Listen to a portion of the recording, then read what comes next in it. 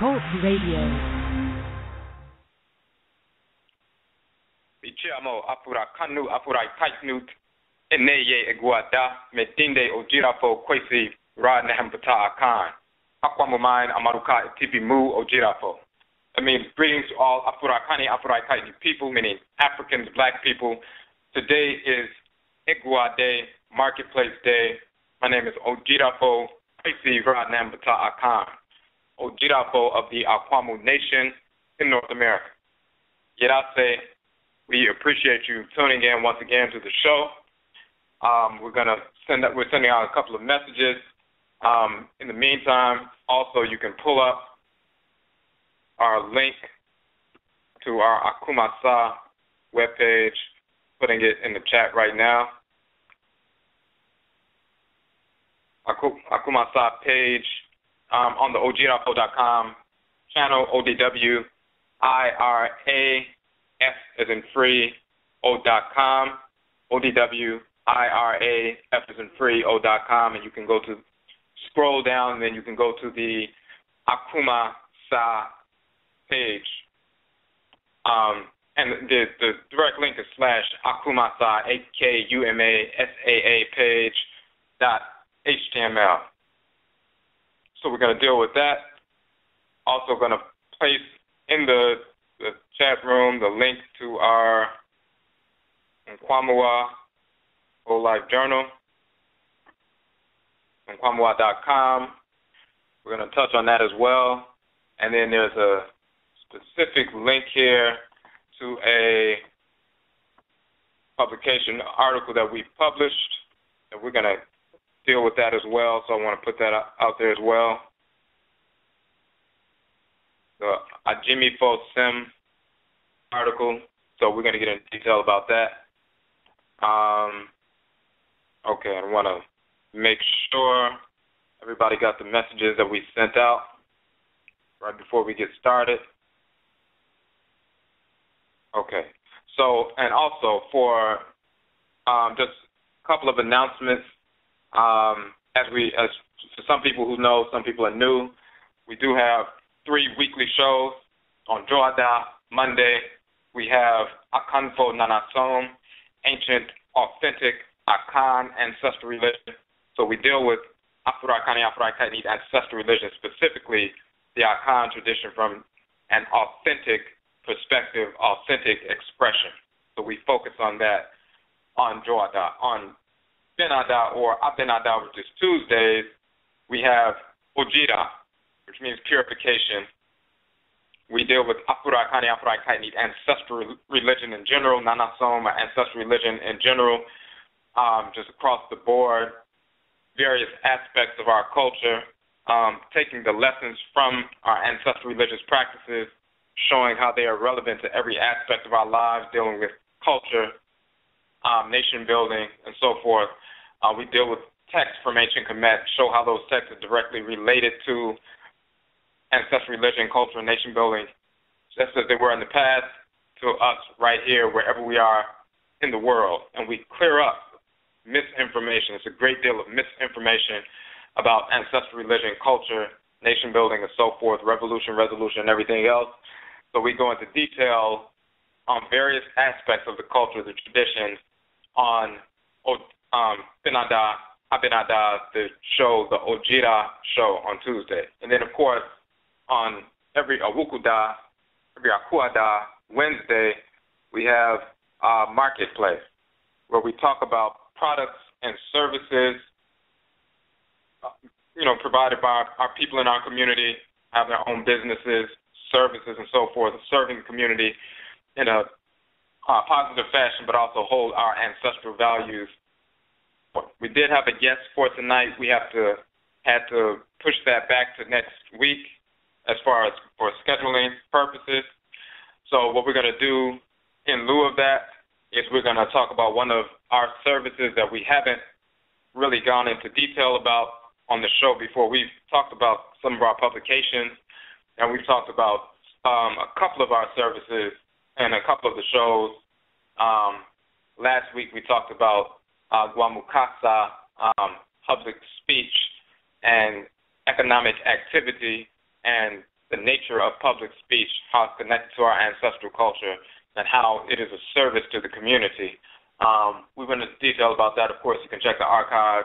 And we also talked about a previous show. We talked about our Quadefo program, which we are able to employ our people through the sales of our softcover publications. People can purchase from us wholesale, become self-employed, and sell the books retail, so therefore they can generate income for themselves, revenue for themselves. At the same time, they are empowering the community with information that transforms the lives of people in the community in a positive fashion, many aspects of life. And one of those aspects we're going to focus on tonight. So since we're going to talk about one of our services we haven't focused on in the past, since we had to move our guests up to next week, then we'll talk about this service tonight. So if you go to the AKUMA SAA page on the website, this is what we'll be getting into. Before we do that, more people are coming onto the chat and on the phone line. If you're in the chat room, if you want to make a comment, if you have a question, you must log in with a username. You can't do so as a guest. If you don't have a username, of course, you can sign up very quickly for one in Blog Talk. If you're on the phone line and you have a question or a comment, then you can just hit the number 1 and your hand will be raised. And then we can see, that this is what you want to connect, and we can connect with you. One other announcement. So when we talked about last night, for those who were on last night, or if you heard the archive of the broadcast last night, the night before, we had our 24-hour sale/fundraiser. So as you know, for the people who are listening, we have our 13 softcover publications. We have 18 books altogether.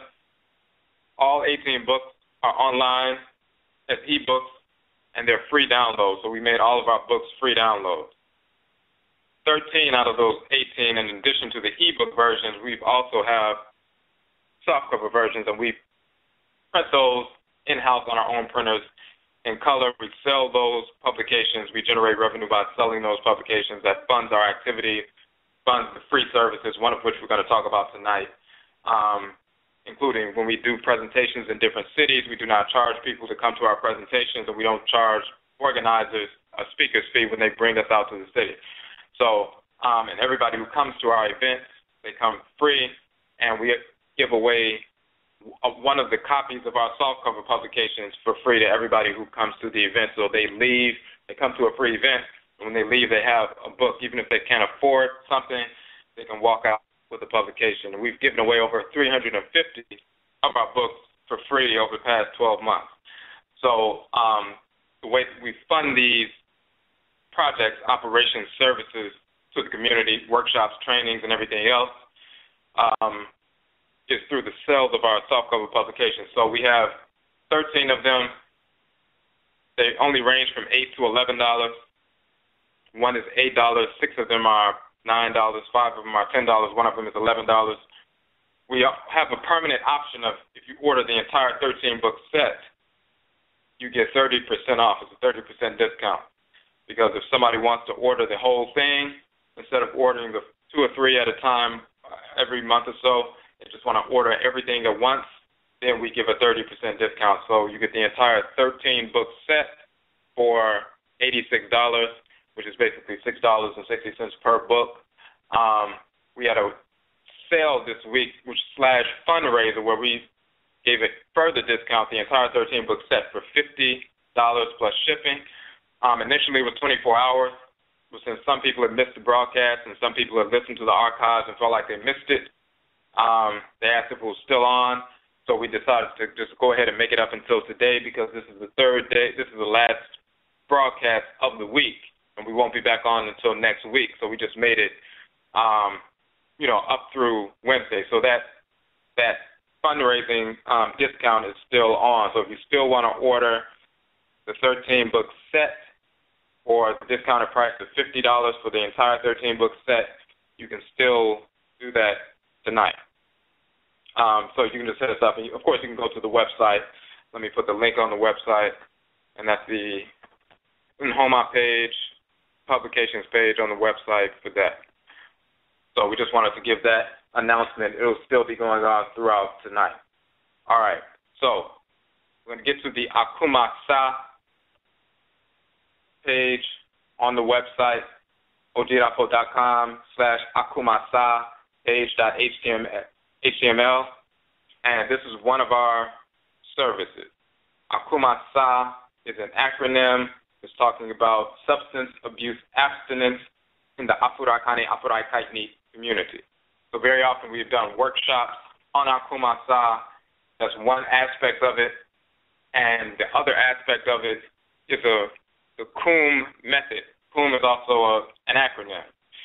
We have a method of overcoming substance abuse, addictions and so forth, alcohol and marijuana and cigarettes and other drugs and so forth, through the practice of our ancestral religion. We have a ritual method that has assisted numerous people of breaking these addictions. Now, we have worked in the field of human services for a number of years, including teaching drug prevention in Chicago for a number of years, and also in other aspects of the human services, behavioral health services, mental health services, and so forth, in Chicago as well as in Washington, D.C., from a cultural perspective. But we have within our own culture, we don't have to look outside of our own culture to solve our problems. It's not like we can talk about ancestral culture, ancestral religion, and so forth, but as soon as there's a problem arises, we have to leave our culture and go to somebody else to solve our problems. That's not accurate. When you have a real culture, you can solve those problems internally. You can bring balance, restore balance to yourself through the agency of the culture. So what we have done is we put forward that ritual method to overcome addictions. We've had numerous people, males and females, young, old, who have done that. Some people may even, we've talked to a number of people, some may want to talk about how they overcame their addiction as well. If they want to call in or something like that, you can do that as well. But we've done that for a number of years through this AKUMA SAA process. So first we're going to look through the page, talk about that information. We're going to also get into that AGYIMIFOSEM article, which is key as well. So the page is talking about AKUMA SAA is an Idiocy, a workshop, lessons designed to show the nature of substance abuse in the Afurakani Afuraitkaitnit community as a new form of enslavement, the promotion and distribution of alcohol, tobacco, marijuana, cocaine, and other drugs as an act of war against the Afurakani Afuraitkaitnit community, and the pathway to substance abuse abstinence utilizing tools inherent within our Afurakani Afuraitkaitnit African ancestral culture. So that's the nature of when we would go through the presentations, communicate with individuals on the subject of the nature of the workshop. That's what we would address. AKUMA, or AKUMA, means axe in the tree language of the Akan, people of West Afuraka, Afuraikai. AKUMA is represented in the Adinkra symbolism of Akan culture and associated with the following Ebe, or the proverb, or the wisdom teaching: there is no tree that cannot be cut down with an axe. So that shows that there's no problem that we as Afurakani, Afuraitkaitnit people cannot overcome. If you see a huge tree in the forest, and you see trees like on the continent that are very extremely huge, the diameter could be 5 or 6 feet. I mean, huge trees. No matter how huge that obstacle is, we say there's no tree that cannot be cut down by an axe. So as long as you have that axe, that AKUMA, you keep chopping away at that tree and you can chop that tree down. That's all you need. So that obstacle is not something that's insurmountable. We have the capacity to overcome any obstacle. So that's the first aspect of it. That's what AKUMA, the axe, stands for, that divine wisdom proverb. Sa means divine intelligence in the language of Knesset, ancient Kanit, and Kemet, ancient Nubia and Egypt. Sa also means war in the tree language of the AKUMA people. Of course, the tree language of the AKUMA people is directly descended from the language of ancient Kanat, Nubia, Kemet, were the same people who migrated from the east to the west and resettled in the western part of the continent, and some of us were brought to the western hemisphere during the Musuoketsi, the great perversity enslavement era. We're the same people. So this is why the language and the culture and so forth is the same. Substance abuse is a great obstacle to the proper growth, development, and security of Afurakani, Afuraitkaitnit people. AKUMA SAA embodies the reality that we are at war and that we must utilize our SAA, our spirit's intelligence, in the form of AKUMA, the axe, in order to remove this obstacle, thereby clearing the way to our highest aspirations. This, we say AKUMA is an acronym, AKUMA, Ancestral Knowledge Utterances Mold, Afurakani, Afuraitkaitnit, African people. SAA is an acronym for Substance Abuse Abstinence. So the words themselves, AKUMA is an axe, SAA is divine intelligence, it also means war. But then it's also an acronym for Ancestral Knowledge Utterances, Mold, Afurakani, Afuraitkaitnit. SAA is Substance Abuse Abstinence. So, talking about ritual practices that can help us to overcome this negative obstacle in the community. And we also mentioned that for those Afurakani, Afuraitkaitnit who have never engaged in the abuse of themselves or their community through the use or distribution of alcohol, tobacco, marijuana, cocaine, heroin, and other drugs, we work to strengthen them in their practice of abstinence and assist them in strengthening others. For those of us who have engaged, those Afurakani, Afuraitkaitnit who have or are engaged in these behaviors, we work to assist them in achieving abstinence. So on this page, we list some of the issues covered within the workshop that we would typically do.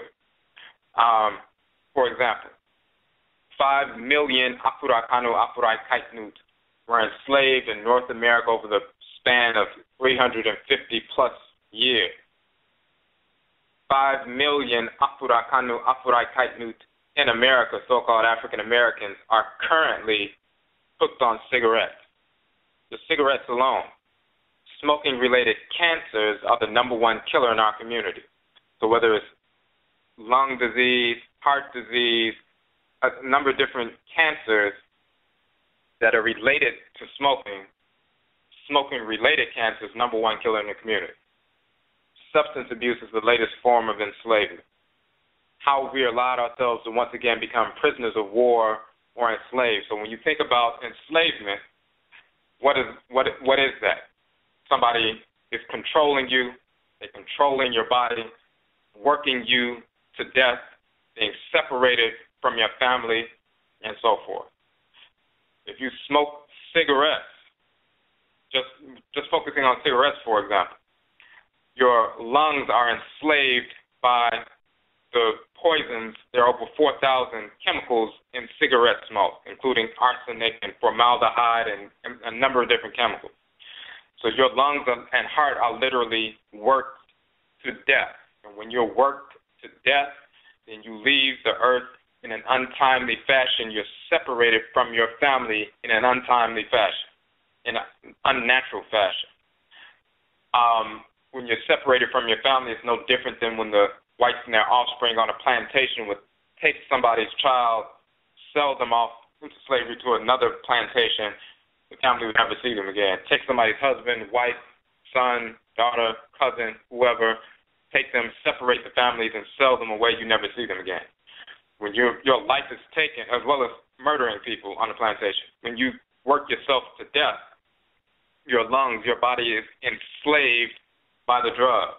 When you engaged in heroin use, cocaine use, marijuana use, these various chemicals, they are enslaving our body.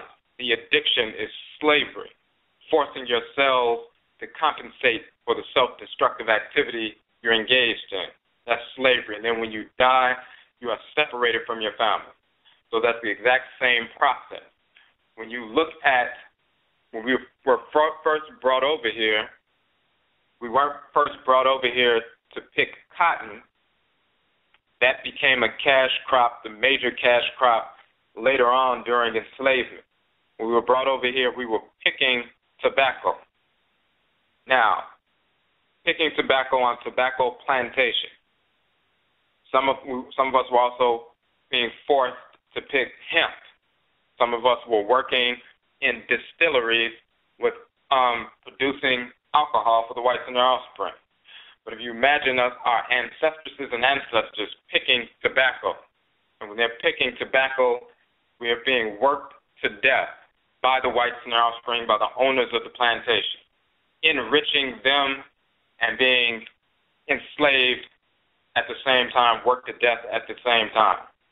Families separated. Initially, there was what they call the Arab slave trade or the Indian Ocean slave trade. They were engaged in that process prior to the Europeans being strong enough to get involved in that.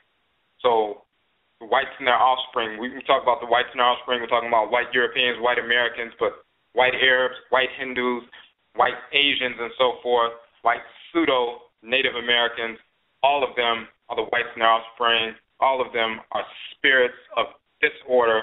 All of them are the enemies of all Afurakani, Afuraitkaitnit people, African black people, with no exception. Young, old, babies, older, deceased, yet to be born, all of them without exception. These are spirits of disorder, cancerous spirits of disorder. When the Arabs were enslaving our people for hundreds of years prior to the European getting involved, then when the European got involved, the European, which is a Western Eurasian, and the Arab, which is a quote-unquote Middle Eastern Eurasian and Eastern Eurasian, they began to work together to enslave our people. The Arab would engage in, criminality, capture some of our people, purchase some of our people, and then serve us up as a middleman to the European in the Western Hemisphere.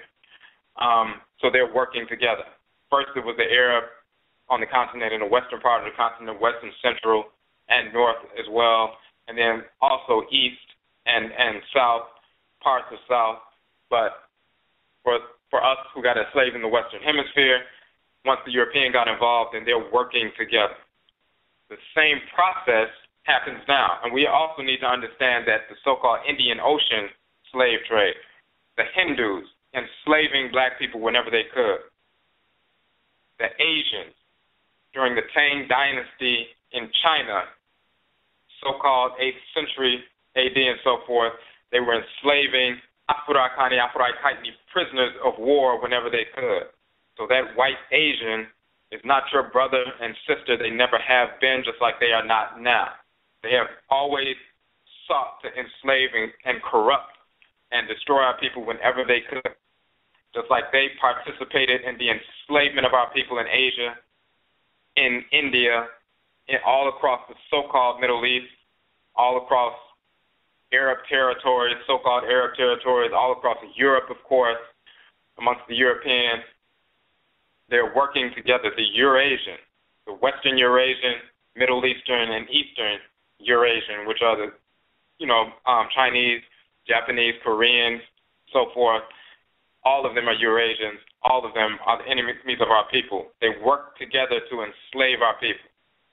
You fast forward to the so-called enslavement era in the West, and you have black people picking tobacco, later cotton, but picking tobacco, being enslaved, worked to death on plantations, enriching the whites and their offspring at the same time, after having been sold to the European by the Arab middleman or the Hindu middleman and so forth, or the Asian middleman and so forth. Then you fast forward to today, and our people are still picking tobacco. If you go to a store like CVS or some other store and you pick tobacco off of the shelves, you're still picking tobacco. The person at the store or at the gas station in the black community that's whether it's an inner city or somewhere else, typically the owner of the store, the people selling you the tobacco, selling you the alcohol and so forth, are usually Hindus, Arabs, Asians, and so forth. Those same middlemen. the same plantations, tobacco plantations, that our direct blood relatives were enslaved upon, the same tobacco growing out of those fields are still owned by the great-grandchildren, grandchildren, and great-grandchildren of the original white criminals who owned and controlled those plantations. So those same whites who own those tobacco plantations, they're still producing tobacco and tobacco products.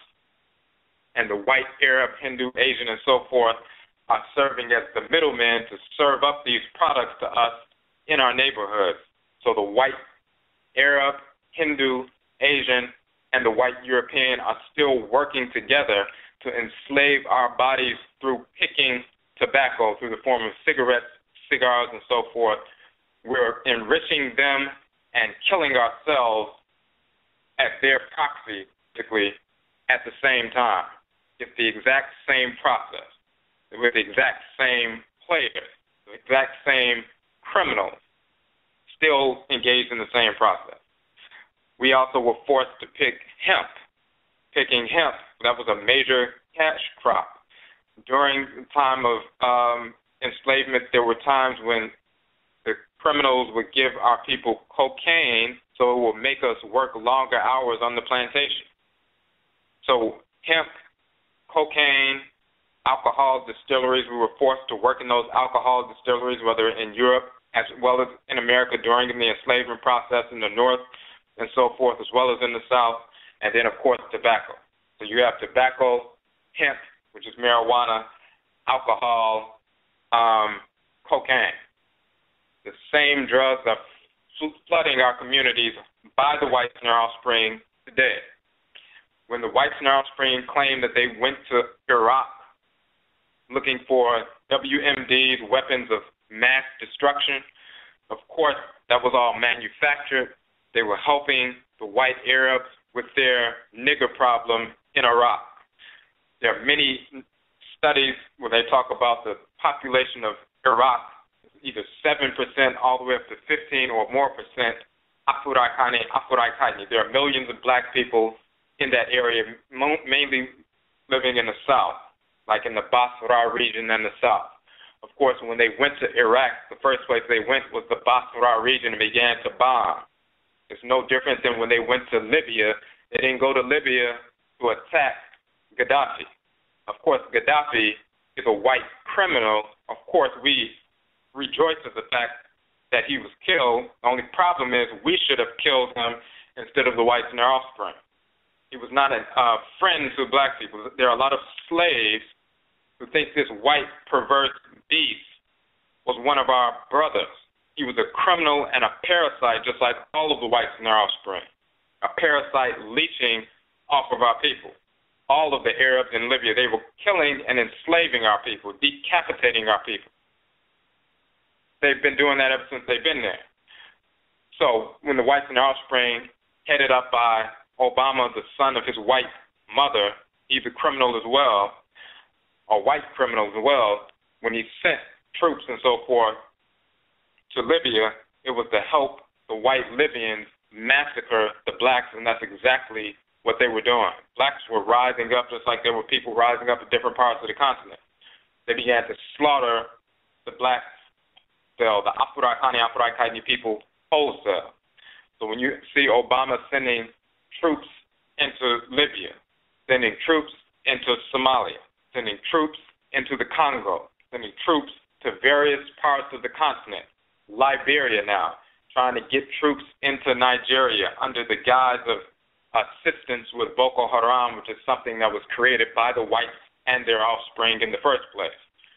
The whole Ebola scare being created by the whites and their offspring in the first place, and now they have a pretext to go and slaughter as many of our people as possible, make our people believe that all of them have a disease so they can vaccinate them with chemical poisons that's actually going to kill them and make them believe that they all died of Ebola, which they did not. This is what the whites and their offspring do, and Negroes who think that Obama is one of us, which he is not. He's one of the whites and their offspring, a spirit of disorder that incarnated through the womb of that white perverse beast, and he is one of her relatives who has returned, one of her white relatives who returned to that biracial union, but he's still the same white spirit that has returned, but they put a light brown face on the massacre of Afurakani, Afuraitkaitnit people all across the continent, and brainwashed Negroes think, well, it's okay because he's black. So it doesn't matter he's sending troops. He must be doing the right thing. So this is what's been happening. So when they talk about weapons of mass destruction, of course that was manufactured. If you look at the war in Iraq, by the time you got to about the 5th or 6th year, and even by the time you got to 10 years, they would say about 6,000 people from America who died in the war within a 10-year period. That's what they call a war. In our communities today, about 55,000 black people die as a result of smoking-related cancers every year. So within 10 years, that's 550,000 black people who have been murdered by smoking cigarettes that are flooded in our community. 10 years, 6,000 people in Iraq. 10 years, 550,000, over 500,000 black people slaughtered, dead because of cigarettes while enriching the whites and their offspring at the same time. Alcohol, tobacco, marijuana, cocaine, these are weapons of mass destruction. They are chemical and biological weapons of mass destruction. These are the bombs that are dropped in black neighborhoods every single day. You can't call a war and 6,000 people die within 10 years, but then 550,000 people die within 10 years over here, and that's not a war, that's a war. Them waging chemical warfare, biological warfare against our people consistently. And that's just one form of warfare. Of course, they have abortion and everything else, which is doing even higher numbers, 10 times that much, over 450,000 black people being aborted, black children being aborted every single year. In 10 years, nearly 5 million. So these are the wars that are being waged against our people. So we need to know where the war is at and who the enemy is, the whites and their offspring. And those who work alongside the whites and their offspring in our community are the enemies as well. Those who are selling the drugs in the community are the enemies as well. They're working on behalf of the people who are murdering our people. So we need to understand that. So this is where the war is at. And when people are waging war, first we need to recognize who the enemies are, then we need to know how to neutralize that impact. They flood the community with cigarettes, flood our communities with advertisements for cigarettes and alcohol and everything else. Of course, Molly and marijuana and, all kinds of things, these are all promoted by the whites and their offspring.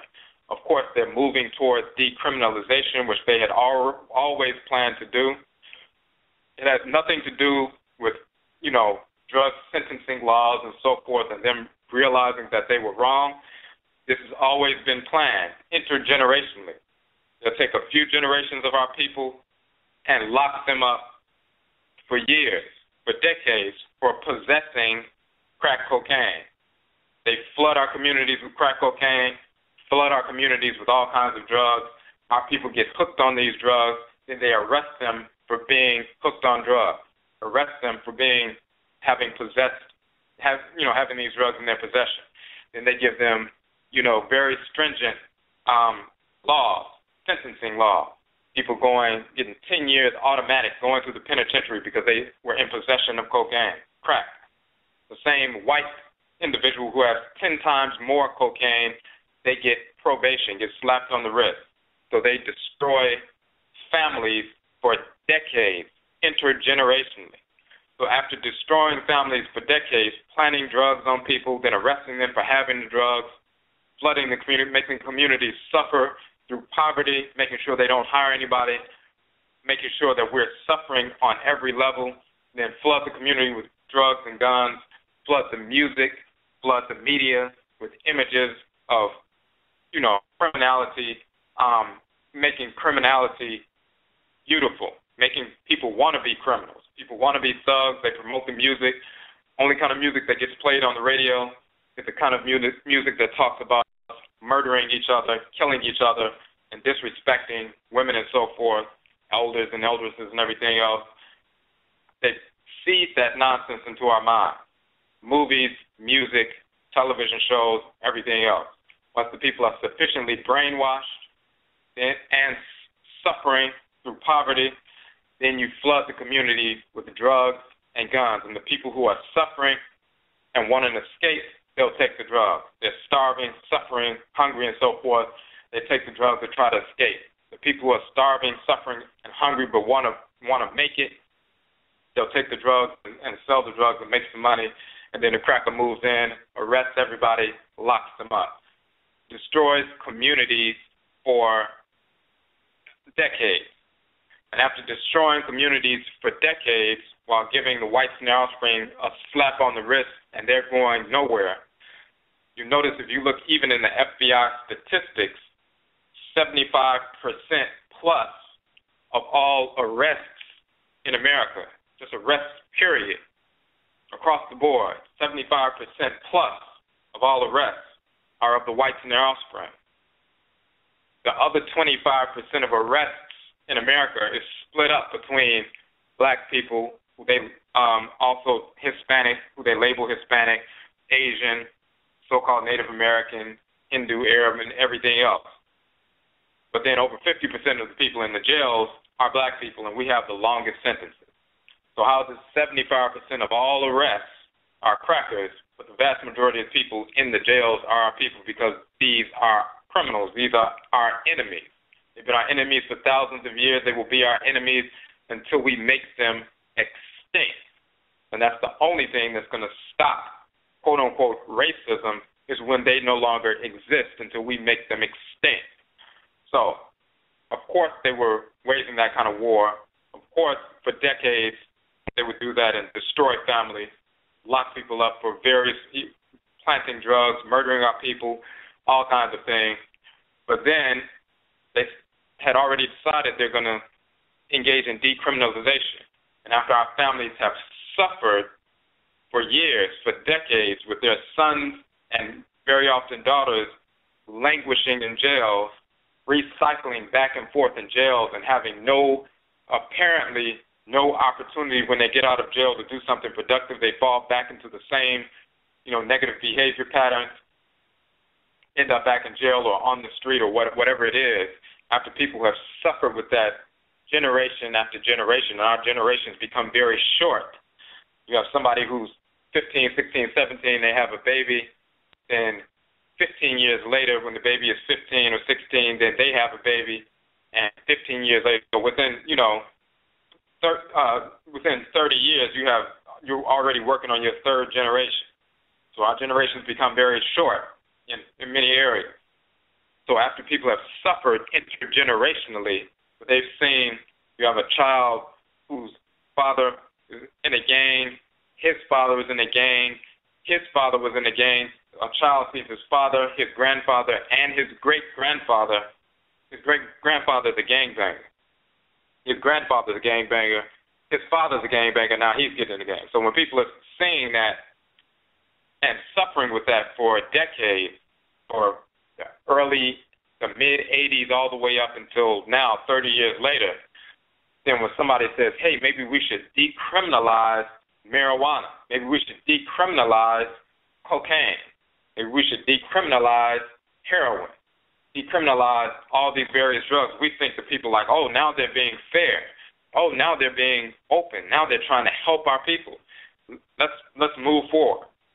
All we need to understand is that whenever the whites and their offspring make a move, it's always to the detriment of our people. So when they're making these decisions, it has nothing to do with anything positive for our people. We have to make decisions based on reality and based on who we are, what our function in the world is, recognizing who our friends are, which are only within our own community, and who our enemies are, which is all of those outside of our community, as well as those criminals within our community who work on the side of the whites and their offspring. So the reason they're moving towards decriminalization is because they want to make our people now a nation of zombies. After suffering for 30-plus years of intense criminalization through crack cocaine and drug use and everything else. Now our people are begging for decriminalization. Yes, please, let our people out of the jails. We don't want to get locked up for smoking weed and everything else. Now our people will be open to just smoke weed, walking around smoking weed in the home, everything else. They will be, it's so accessible they've become a nation of zombies. Same thing with crack cocaine, heroin, and everything else. So we need to recognize the whites and their offspring are waging chemical and biological warfare against our people. And once we recognize that and recognize them as the enemy and recognize divine law and divine hate, what you accept into your life must be in harmony with order.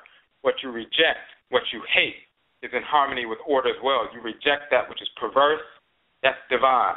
Hate is divine, and accepting those things, objects, deeds, and entities that place you in harmony with divine order, that is divine.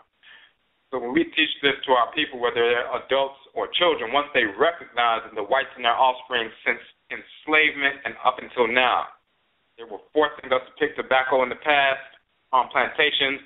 They're forcing our people to pick tobacco from the shelves of convenience stores and gas stations so we can enslave our bodies, kill ourselves, and enrich them at the same time. Just like we picked tobacco on the plantations, our bodies will work to death as we did that, but at the same time we were enriching the plantation owners. And those who were giving us cocaine on plantations to make us work longer hours, those who were making us pick hemp, marijuana, giving us alcohol to destroy ourselves on the 1 or 2 days of the year that we had off on Christmas and so forth, and they'll give us alcohol after suffering on plantations for all year. That one day we had off, we'll drink, get drunk, and we'll be right back to going back to work, being enslaved, working that slave labor. So the whites and their offspring, once our people see that these are our enemies, the crack cocaine epidemic created by the whites and their offspring, the police, the government, the White House, all of these agencies, they are the reason that there's a drug trade. They are the #1 drug dealers in the black community, the police. And then, of course, the white Arab-owned convenience stores, they sell drugs, they sell guns, they distribute guns and drugs throughout the community. The white police distribute guns and drugs throughout the community.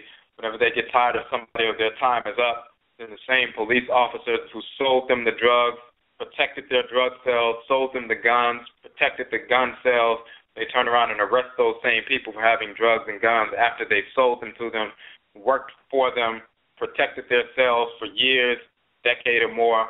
Then they turn around and arrest them, get on TV and say, see what we have done, lock them up. Then new black people take the place of the old drug dealers and gun dealers, and the same thing continues to happen. When we teach this to children, within 20 minutes, they recognize the whites and their offspring have been our enemies since thousands of years and are still the exact same people today. Then they recognize anytime they see alcohol, anytime they see marijuana, anytime they see cocaine, anytime they see any of that anywhere in the community, they know that is a result of the whites and their offspring trying to destroy and murder and enslave our people. They don't see alcohol as just, something that comes from a grain. They don't see marijuana as just something that comes up out of the earth. They don't see cocaine as just a product of a plant and some people go after it, some people don't. They recognize it as what it is, a form of chemical and biological warfare against our people. And when they recognize that and they have that divine hate in their hearts for the whites and their offspring, which has always been there, and we just stimulate that, then they reject that outright. They would never touch that stuff at that point. Not only does it no longer enrich the crackers, and the enriching of the crackers has nothing to do, they already have the money. They print money out of thin air. They don't use money. The money is for us to use. Whatever they want, they take through force. They create the whole monetary system for other people, but not for themselves. But it's not that they're trying to make money from our people. Their goal is to take money from our people. They're not concerned about getting money. They already manufacture money. They want to make sure that the little bit of money our people have, they even take that from them. The poorest people are generating millions of dollars of revenue in the poorest areas for these little white Arabs and other white Europeans, meaning they're coming into a poor black neighborhood, the little tiny bit of money that the people do have, they want to take even that away from them. And in return, what do you get? You get poison, something that's going to kill you. And that's what they want to do. So once we teach that, within 20 minutes, people are turned off from that perversity, and they're turned on to reality. They see the whites and their offspring as our absolute enemies, and anything they offer to us, we recognize who they are, and they begin to change their orientation. It's no longer about, thinking thug life is cool. They know that's idiotic. Somebody referring to themselves as a thug, you're a slave, a criminal slave, a mental slave, spiritual slave of the whites and their offspring. They created that nonsense, and then we repeat it as though it's intelligent or something deep. And then some Negroes will try to make it something spiritual. So it's very simple to teach these principles to our people. We've taught these in high schools, elementary schools, after-school programs where people were at risk and so forth and had been to, locked up and selling drugs and, gun possession and everything else. When they get this information, they have a whole new perception on who the whites and their offspring are. And then they change their perception, they change their behavior, their reality changes after that.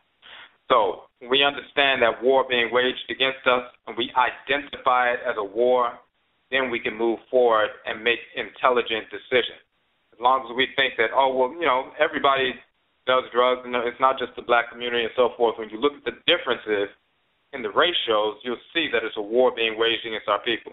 Even in the advertising, the amount of money they spend on advertising in black magazines, black media and so forth, the cigarette companies in black areas, 5 times as much. One study showed it was 5 times as much advertisements of alcohol by the same companies in the black publications than there were in the white publications.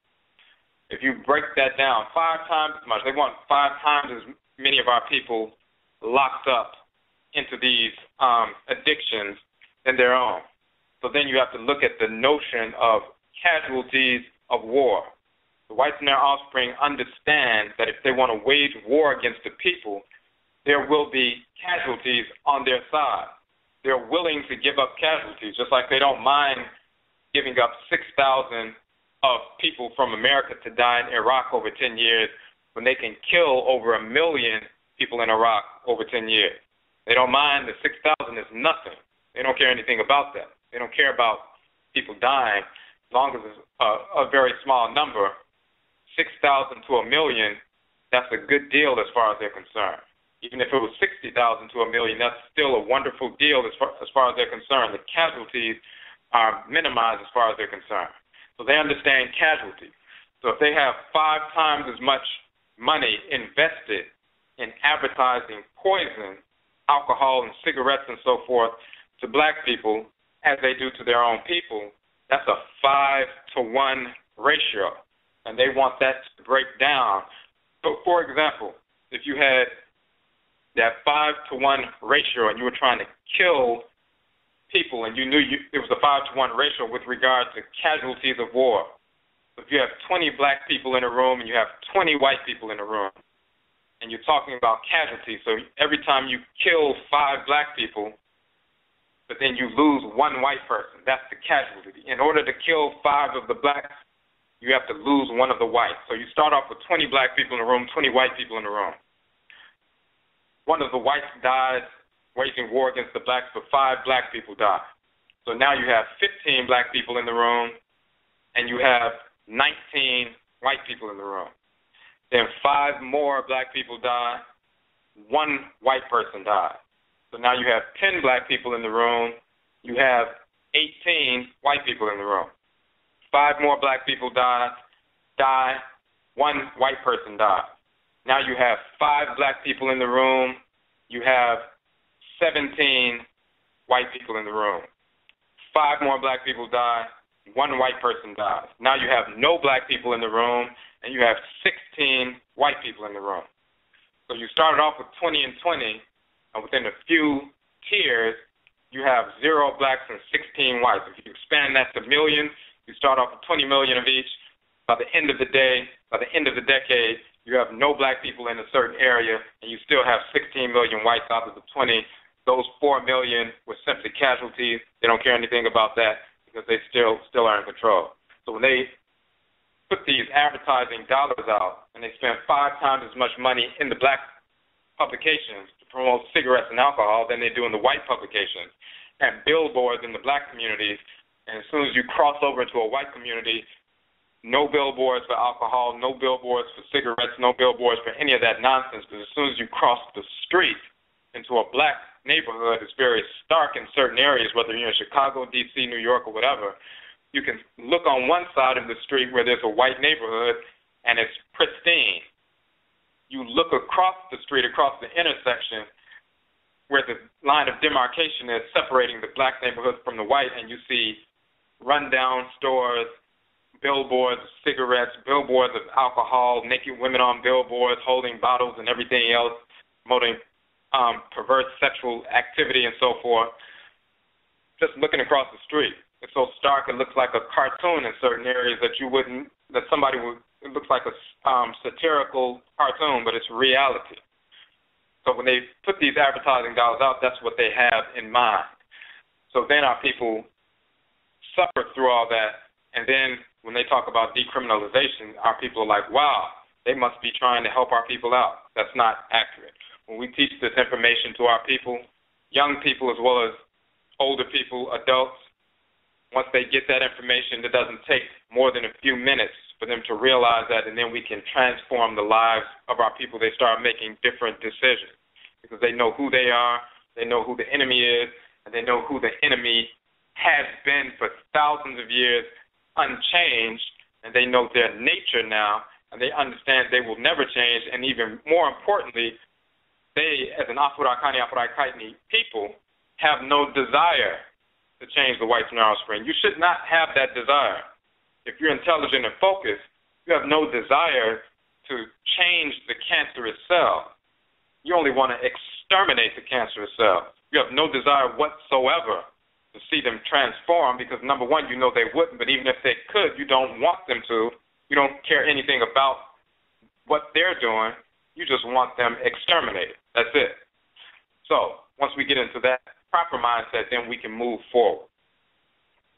AKUMA SAA assists our people, the ritual method associated with AKUMA SAA, to overcome addiction.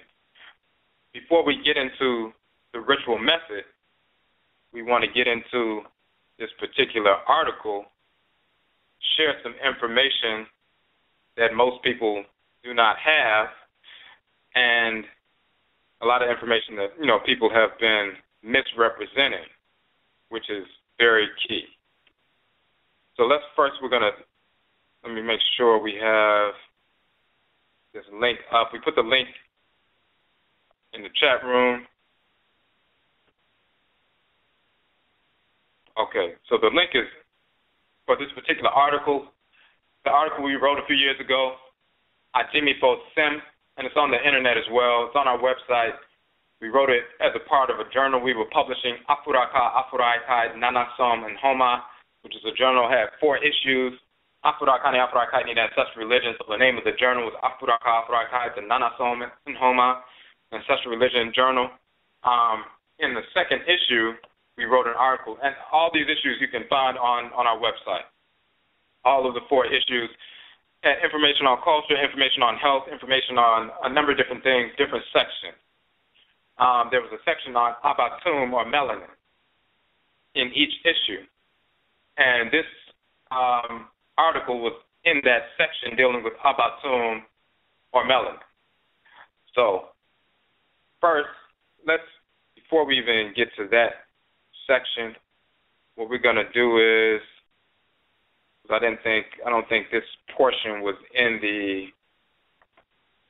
that particular article. So what we're going to do is, if you go to, I want you to read this, check, or you can read along with, check the section on melanin in the NKWAMUA Whole Life Journal, and we're just going to read through that. I'll put the link for NKWAMUA in in the chat room. NKWAMUA NKWAMUA.com. NKWAMUA.com. That's a journal that we publish. We have one of the issues out. There's a section on natural health, section on melanin, we have ancestral wisdom, dealing with Adinkra symbols, breaking those symbols down and how those principles apply to us, those divine ancestral, cultural teachings are related to us. In this journal, there's a section we talk about melanin, abatum. We're gonna read that. We have a 7-part definition of abatum. We want to go through those 7 real quick. And then once we go through those 7, then we're going to read the article on AGYIMIFOSEM, which is very key to this particular topic. So, in the section on abatum, we have, the first thing we have is the Adinkra symbol. The Adinkra symbols from the AKUMA people are symbols. Many of them are actually, there are hundreds of Adinkra symbols. Each one has an ebe, or a divine wisdom teaching, ancestral wisdom teaching associated with that proverb, or ebe. Hundreds of Adinkra symbols. Many of them are actually symbols from the Medutu hieroglyphics of ancient Kemet. So these symbols we've been using for thousands of years. Sankofa is a popular Adinkra symbol, which is the symbol of the bird looking backwards, even though it's moving forward. But there's a symbol we use, mate masie, which means I have heard and I have kept it or understood it or remembered it. Nyansa bunu munu mate masie, that's the proverb associated with that symbol. So when you see that symbol, mate masie, then it automatically reminds you of something. Symbols can be encoded with knowledge. We're programmed by symbols every day. If you show somebody the quote-unquote swoosh symbol, as soon as you show that symbol, the person can automatically say, well, that's Nike, that's swoosh. If you show them a cross, they automatically say Jesus or Christianity or whatever. Just the fact that as soon as you show a symbol, somebody can automatically tell you the name of it and where it comes from, that means they've been programmed. They weren't born knowing what that symbol was supposed to mean. That means it's been programmed in you to the extent that there's an instantaneous response as soon as you see that symbol. We always understood the power of symbols, so we would use symbols in a positive fashion to encode ancestral wisdom. So as soon as you see a symbol, you're automatically reminded of the ebe, or the divine wisdom teaching that's associated with the symbol, to remind yourself and recalibrate yourself instantly. Plus, the geometric forms of the symbols that we create carry the energy of the abosom, so they're not arbitrarily crafted. Just like a veve is drawn in Vodun in a specific form to draw the energy of a specific Vodou, the same is true of the Adinkra symbols in the AKUMA tradition, which can be drawn in the form, in the practice of oracular divination, drawn in the dirt, drawn in the sand, and so forth. The same is true of the symbols of the Medutu and ancient Kemet. We learned these symbols, as we talked about in the previous broadcast, from Tahuti, from Seshat, when these abosom would possess, these deities possess, and they would themselves draw the symbol and tell us what the name of the symbol is, because it carries a specific collection of sound vibrations and energy that when you apprehend the symbol, it affects your consciousness in a fashion that informs you. So, when we have the symbol mate masie, I have heard, I have kept, the proverb associated with that is, in the depths of wisdom abounds knowledge and thoughtfulness. I have heard and I have kept it. So if you see somebody, if somebody draws a mate masie symbol on their house, like in Ghana, or on their clothing, Adinkra cloth, or it's a tattoo, or it's drawn on a bag or whatever, every time they look up and see that symbol, it automatically reminds them of the specific teaching, ancestral wisdom teaching associated with that, and the spiritual energy associated with it, so they can realign with it as soon as they see it.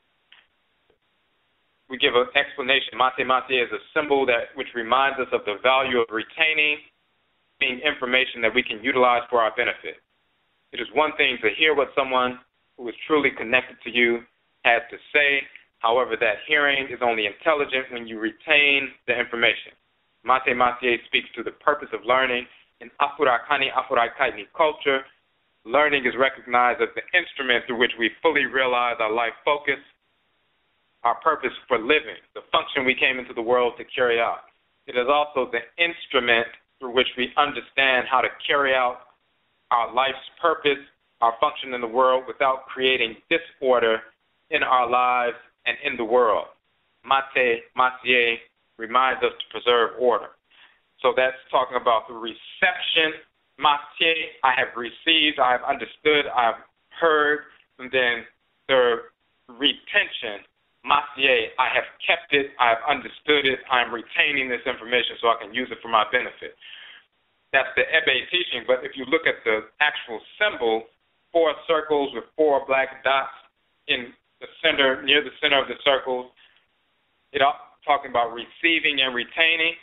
It's very important because when you look at melanocytes, the melanin cells, they have a similar structure as this symbol, and of course melanin receives and retains. So the same symbol, Mate Matier, with that same structure, with the divine wisdom teaching associated with reception and retention, that knowledge or information or energy that will inform us in a harmonious fashion, it has the same form as melanocytes. So this is why we use that symbol to represent the section on melanin. So now we have a 7-part definition of melanin.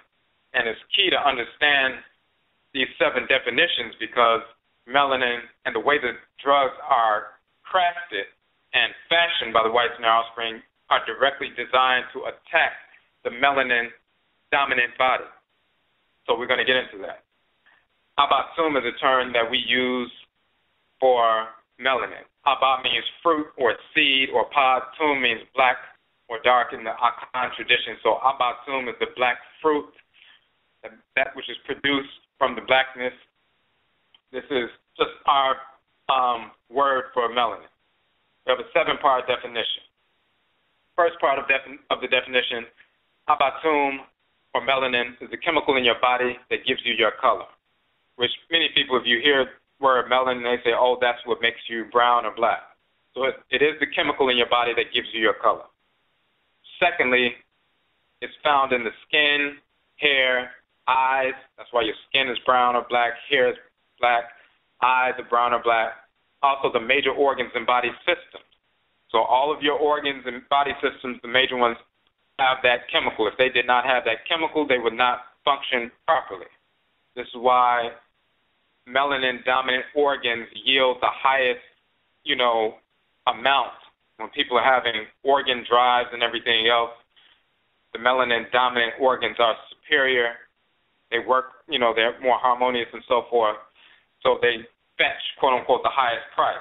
Of course, this is why the whites and their offspring make sure our people are murdered. We're killing each other.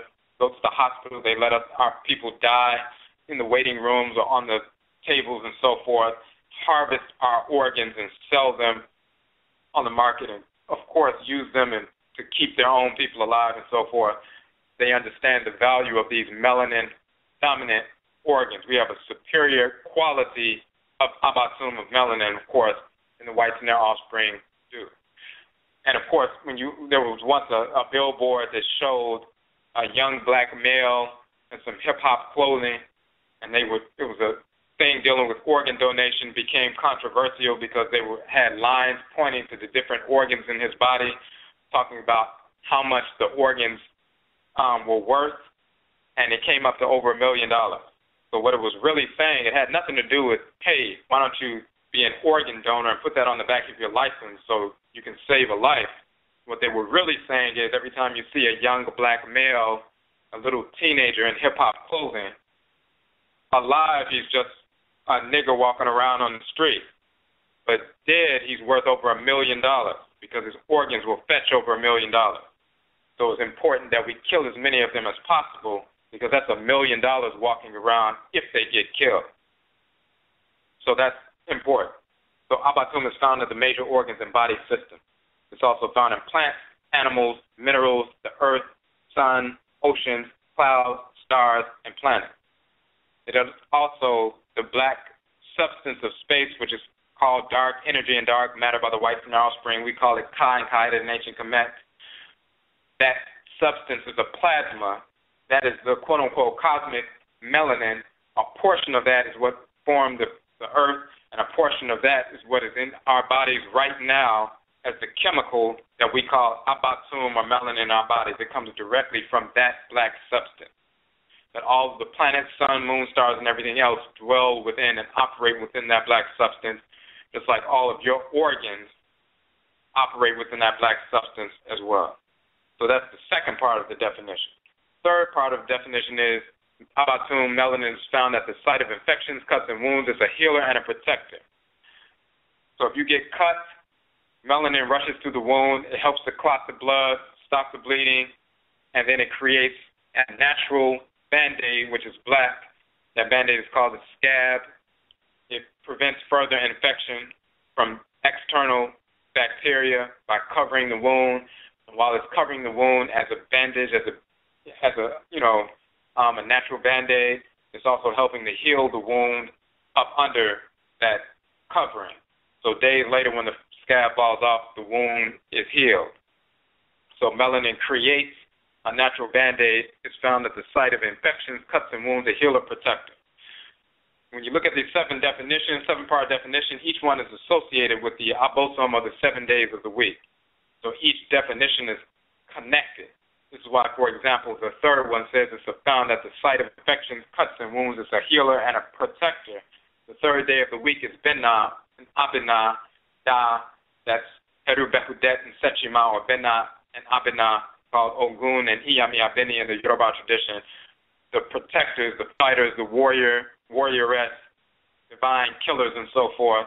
The divine immune system and the lymphatic system, the great divine body, supreme being. So just as they carry that energy, the third part of the definition is associated with that energy and that function of AKUMA melanin. It's a healer, it's a protector. The fourth part of the definition is it's a chemical with electromagnetic properties, connecting up to the electromagnetic projections of the melanin-dominant world. So your nervous system runs off of electricity. Of course, when somebody has a heart attack and they want to get jump-started, they go to, they rush to the hospital, they get 2 electric pads, put it on the chest, say clear, and pump electricity into the person. Your nervous system runs off of electricity, electromagnetic energy. Melanin is a conduit for that. So when you have proper stores of melanin, electromagnetic energy flows through your body. It flows through the bodies of plant life, animal life, mineral life, earth, sun, stars, black substance of space, and so forth. If you don't have that, and you can't electromagnetically connect properly with other entities, all natural things, the greenness of plants, the color that all things have, you notice there are no natural, quote-unquote, white entities or living beings on the continent, in the world, unless you have disease. Albinism is a disease. It's a genetic mutation. Vitiligo is disease, autoimmune disease. So, but that's not natural. So you can see an albino roach every now and then, or an albino animal. Even if you see a polar bear, for example, they still have a black nose, black feet, and so forth. That hair is white, but they still are melanin dominant. Animals are melanin dominant, plant life, mineral life, and so forth. The only thing in the world, in creation, that's unnatural is the melanin recessive, the whites in their offspring. That's not naturally occurring anywhere in the world. So when everything else in the world is natural, electromagnetic energy surging through plant life, animal life, mineral life, black substance of space, planet, sun, moon, stars. Of course, there's an electromagnetic or magnetosphere that surrounds Earth, the other planets. We have a magnetosphere. We have electromagnetic energy surging through our bodies. We have a north and south pole. Of course, the nipples of the male and the female are no different than a 9-volt battery. The poles of the 9-volt battery, positive and negative, they're right over the lung area because they receive and transmit electromagnetic energy through their poles. That's why they're right directly over the lungs, which stimulates the lung functioning. That's the primary, by the way, that's the primary purpose of nipples, to receive, and they're just battery poles. That's all they are. to receive and transmit electromagnetic energy and stimulate the heart-lung complex. That's what the nipples are. That's the primary function. There is a secondary function for females for a certain number of years while they're in their childbearing years to also breastfeed, but that's the secondary function. The primary function is to receive and transmit electromagnetic energy to stimulate the nervous system and the spirit body as well. A lot of Negroes have fallen into this homosexual, dissexual doctrine talking about males are atrophy, females, and all of that idiocy that they learn from the whites and their offspring and trying to blacken it up and make it sound deep. But if you study the actual culture, you don't fall into that stupidity. And we actually talk about that in one of our articles on AGYIMIFOSEM Abba, who is Nekabet. So you can see that on the page, and we show that in association with the deity Nekabet and the nipples and what the functions are, as well as her function in creation and everything else. But so we have electromagnetic properties. The electromagnetic energy moving through us causes us to be able to connect with other naturally occurring entities. That's why we can attune to the energy being emanating from plant life, animal life, mineral life, and we have a web of energy that connects all of us. The whites and their offspring are left out of that web. Of course, they don't have a cross, so that's the number one reason. But we have electromagnetic energy properties. That's what melanin carries. That's how it's designed. We're able to connect with every other naturally occurring entity in the world, and we're connected through that web of energy. AKUMA Melanin transforms sunlight into food or energy for the body cells, just like plants photosynthesize sunlight and transform it into nutrients. Just like we can go out in the sunlight and the melanin, AKUMA will manufacture vitamin D in our skin just from sunlight. It also transforms sound waves into food or energy for the body's cells. Melanin will take the sound vibrations, transform it into energy, food, energy, fuel for the body cells, just like light is transformed, photosynthesized by melanin, transformed into food or energy for the body. It's found in 12 centers of the brains within Afurakani, Afuraitkaitnit people directly related to intelligence. Intelligence is defined as your capacity to be receptive. All wisdom comes from the Supreme Being, distributed through the abosome. The more receptive you are to the forces in nature, the more information you can receive about creation, and then you can replicate that order that you find in creation and replicate it in your individual life and in your social life when you're establishing a social order after the order of creation, which is a civilization. Even if you're engaged in technology, the order you find in creation, the intricate order you find in creation, you can replicate that when you're engaging in, when you're engineering some product or process or whatever that you're trying to develop. So the more receptive you are to the divine wisdom in creation, the more intelligent, quote unquote, you are. Intelligence is receptivity. If you're not receptive, you can attune to the order in nature. You can therefore cannot process it and replicate it.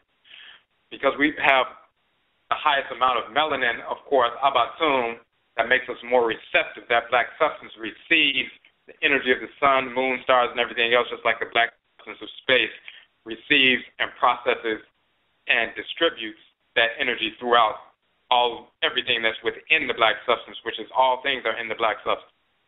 So these are the seven-part definition of melanin, AKUMA. We've taught that to children who are 10, 11, 12 years old, who are quote-unquote at risk within 15 minutes. And then weeks later, you come back to a classroom you haven't been to in 3 weeks, and they can tell you what you said about AKUMA melanin 3 weeks before, and they're supposed to be the children who can't learn. The reason they can do that is because it turned them on. When you tell them that, and they have those images in their mind, when you tell them that everything that they see, as soon as they leave the classroom, from that point on, when they see squirrels running around, when they see dogs, when they see trees, when they see the blackness in space, the sky, they don't see it as a sky anymore. They see it as a black substance, and it's melanin, the same substance in their skin. When they see everything in the world that's normal, they see blackness is everywhere. They see every time they get cut from that point on, they see their blackness is working to heal them. They recognize themselves as superior at that point which is reality, and recognize the melanin recessive as inferior. So they no longer can look at themselves in a negative fashion for being black. They only see it as what it really is, a superior and normal and natural. And we've taught that for hundreds of children over the course of many years, and they catch on to that very quickly, and they never forget that from that point on. They can't call themselves you black this, you black that. They can't use black in a negative fashion anymore after that 15-minute lesson. Why is that important? Now we get to the AKUMA SAA and the association with melanin. So this AGYIMIFOSEM article that we wrote, subtitled Imbecilic Behavior, the Idiocy of Rationalizing Marijuana Use. Very key. There's a reason why we put it in the melanin section. The key is the molecular structure of marijuana is such that it readily binds with AKUMA melanin, creating a hybrid molecule.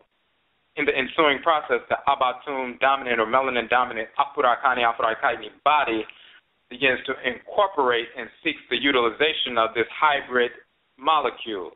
Because Afurakani, Afuraitkaitnit, the Africans possess normal, meaning the highest levels and quality of AKUMA or melanin, as compared to non-Afurakani, non-Afuraitkaitnit.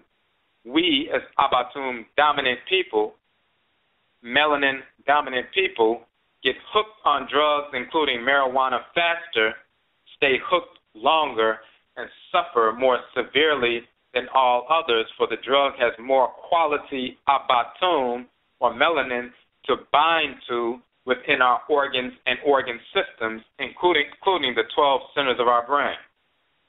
AKUMA melanin naturally participates in the immunological functions of the body. The perversion of the AKUMA molecule or melanin molecule once the marijuana enters the system, therefore compromises our immune response. AKUMA is also the major physiological substance connection to our spiritual receptivity. That's what melanin does on the physiological substance connection. Consumption of marijuana, therefore, not only impedes our immune response, but perverts our spiritual receptivity by distorting, blocking, and or truncating messages coming from the spirit realm.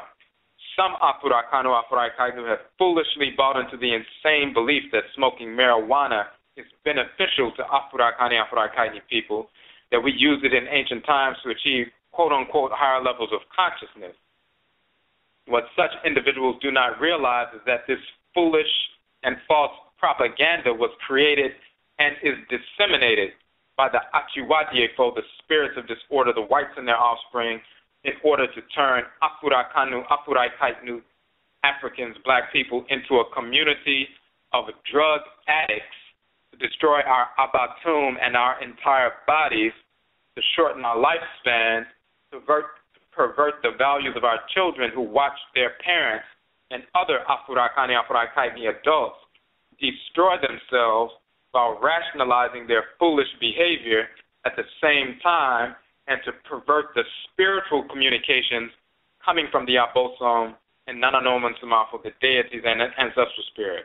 The flooding of marijuana into our communities in the Western Hemisphere was and is an act of spiritual, chemological, and biological warfare by the whites and their offspring against us.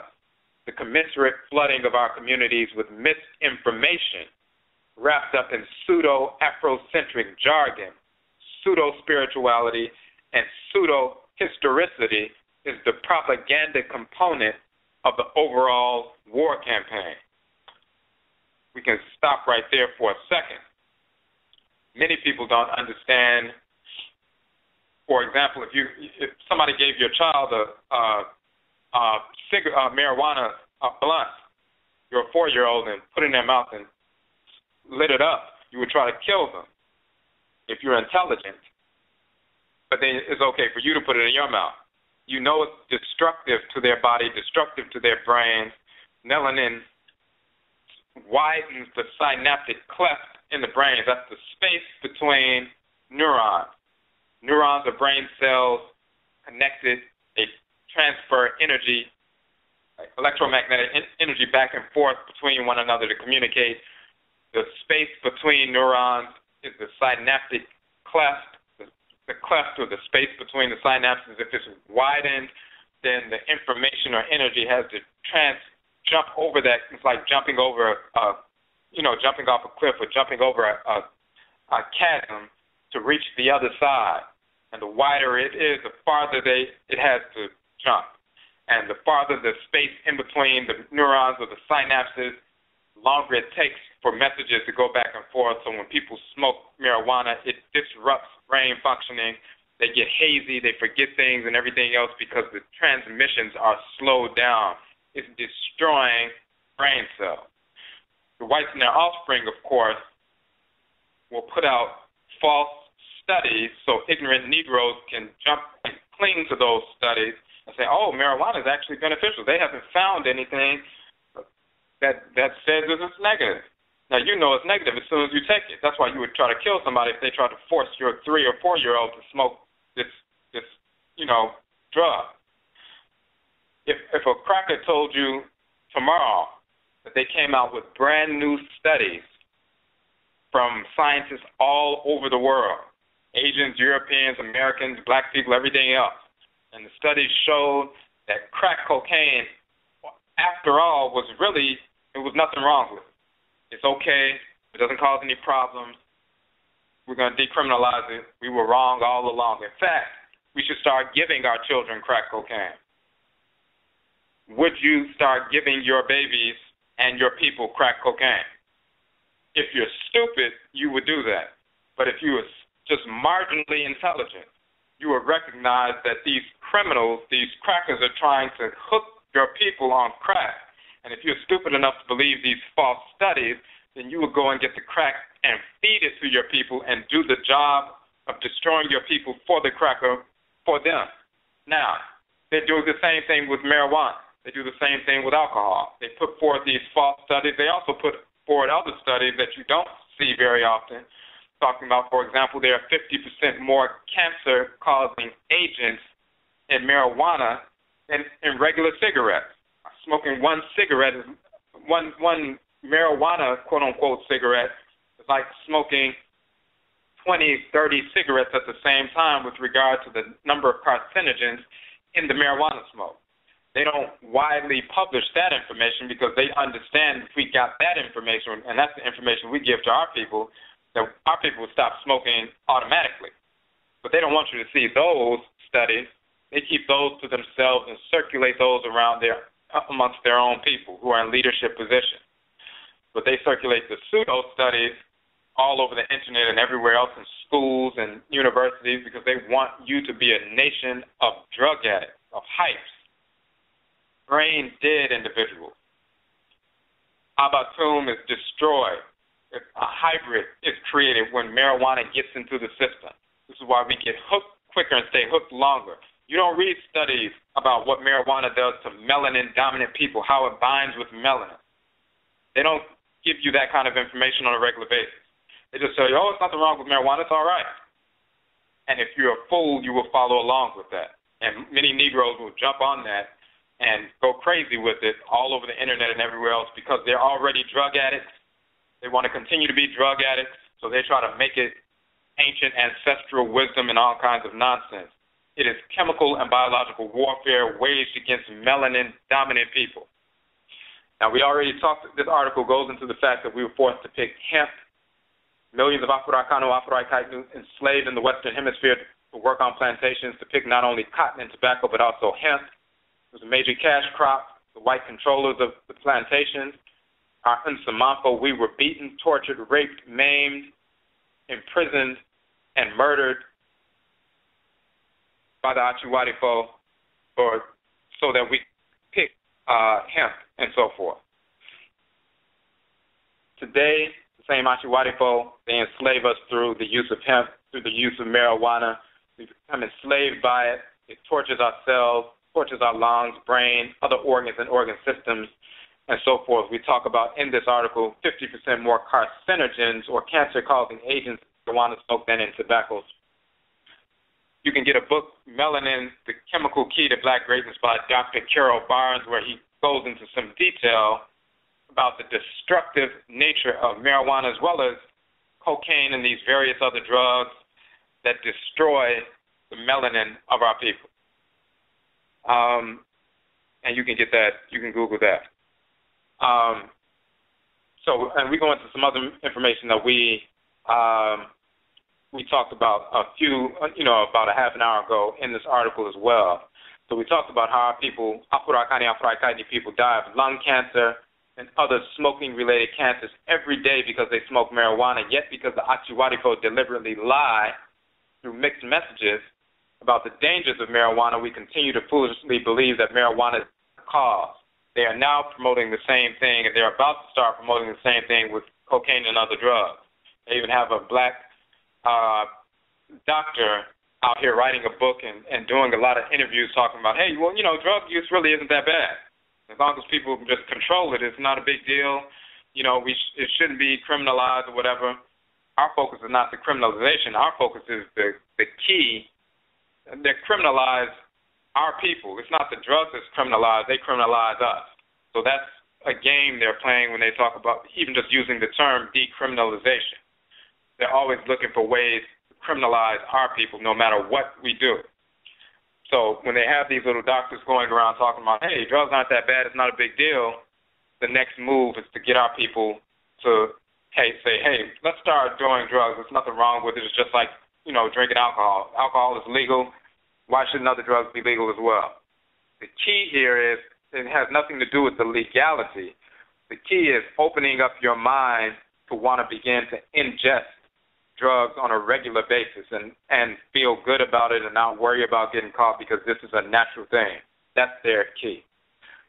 The same Achiwarifo who published information about some dangers of marijuana are the same Achiwarifo who have established organizations promoting the decriminalization of marijuana and bogus studies indicating that marijuana has no ill effect on the body. And just so you know, we wrote this article in 2007. That was 7 years ago, and now they're talking about decriminalizing marijuana. They've done so in a number of states like Colorado. They're voting on it in D.C., and it's going to go across the country. Afurakani, Afuraitkaitnit are steered towards the information about marijuana's quote-unquote beneficial effects, which is pseudo, while the Achiwarifo steer their own people towards the information exposing some of marijuana's deadly effects. This strategy is used to keep Afurakani, Afuraitkaitnit off balance. Remember, casualties of war. This strategy allows for a certain segment of our population to rationalize their continued use of the drug by pointing to the fact that, quote-unquote, even white scientists say it's not deadly. When such a foolish rationalization is internalized and repeated by an Afurakani, Afuraitkaitnit individual, the Achiwarifo recognize it to be a measure of the success of their campaign against us.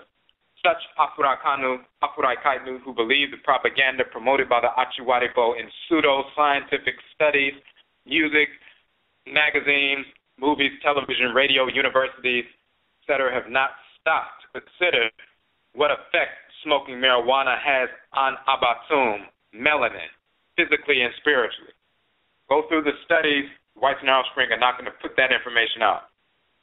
Typically, they've been having conferences on melanin for 100 years around the world, but they're not giving you that information. They're not telling you specifically how deadly and detrimental smoking marijuana, doing crack cocaine, everything else is on melanin-dominant people. You don't know anything about that.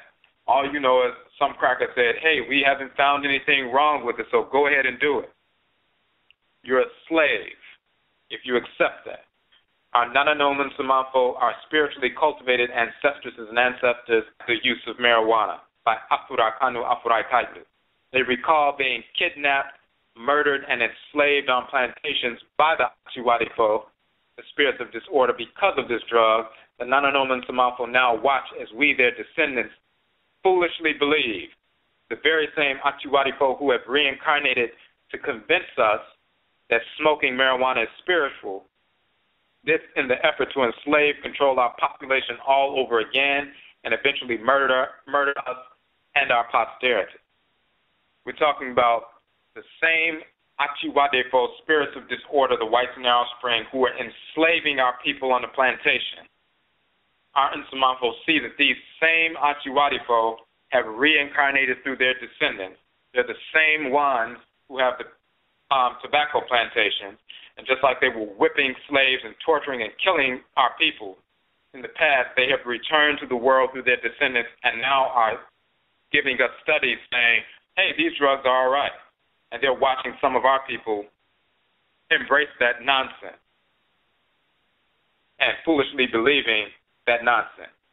We go into the piece talking about the Nananoma and Nsamanfo, understand that the AGYIMIFOSEM, the spirits of disorder, are assaulting present and future generations of Afurakani, Afuraitkaitnit simultaneously through promoting marijuana use amongst us. For the chemicals in marijuana not only destroy brain cells, like we talked about the synapses, the neurons, but disfigure sperm cells and ovum cells. Our children conceived and formed with these disfigured cells are thus born with weaker constitutions, weaker immune systems, weaker nervous systems, and polluted abatum or melanin. The Nananoma and Nsamanfo despise the ignorance of misguided Afurakani, Afuraitkaitnit, who wrap pseudo-metaphysics acquired from the AGYIMIFOSEM, the whites and their offspring, around the use of marijuana, for it is the Nananoma and Nsamanfo who know best as ancestral spirits what constitutes being spiritual and what does not. They have stated clearly smoking, ingesting poison, including marijuana, is not spiritual. They implore you to question yourself, question them for yourself. And when we talk about disfigured sperm and ovum cells and everything, that is directly related, even the lactation for women. When you talk about children in the past, asthma used to be primarily a disease you find in the white community. It was rare that black people had asthma. That was like just not normal. Now, people think it's normal for black children to have asthma. You can go to a room, a classroom, and ask anybody, hey, does anybody in this room have asthma? Half the people, especially like in an inner city classroom, half the people will raise their hand and say, yeah, I have asthma. Or a quarter of the people will have asthma.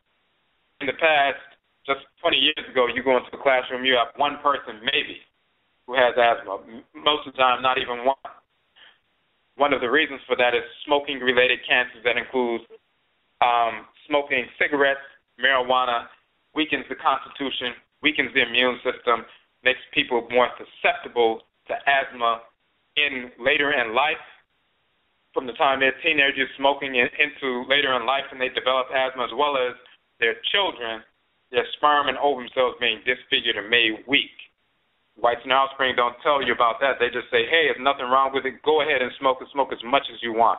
In fact, we're going to decriminalize it so you can have access to it all day, every day. Weaken your libido, destroy your sperm and ovum cells, weaken your brain, make you fuzzy, make you hungry and everything else, slow you down, make you less likely to engage in revolution, resolution, be confrontational, all of that. Make you begin to rationalize stupidity, which we get into in this section. The Abosom, Orisha, Vodou, Arusi, the deities, divine spirit forces of creation, hate the smoking of marijuana, as well as cigars, cigarettes, and the use of other drugs. They have never sanctioned the practice of using these substances ever. The Abosom govern all of the created universe. This includes the micro-universe of the Afurakani, Afuraitkaitnit body. The various organs and systems of the Afurakani, Afuraitkaitnit body are Abosom Komre, meaning shrines of the Abosom, shrines in miniature for the various Abosom. When you pollute your organs and systems with drugs, including marijuana, you are polluting the Nkomre, the shrines of the Abosom, within you. When you introduce chemicals that destroy your cells and pervert their functioning, as marijuana does, you pervert the shrines of the Abosom within your body into pseudo-shrines. The energy projected from your body thus becomes repulsive to the Abosom and Nananoma and Nsamanfo. Yet, it's welcoming to discarnate spirits of disorder.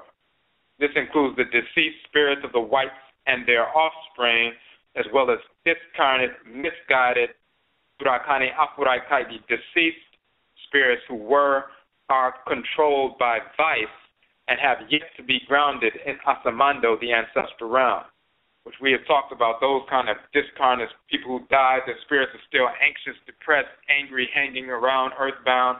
You become receptive to those who were controlled by vice. You're on the same low, corrupted vibration as them. You become receptive to them. You become repulsive to the Abosome, Nanonoman Samanfo. So you start listening to these perverse entities, just like you listen to a crackhead walking down the street.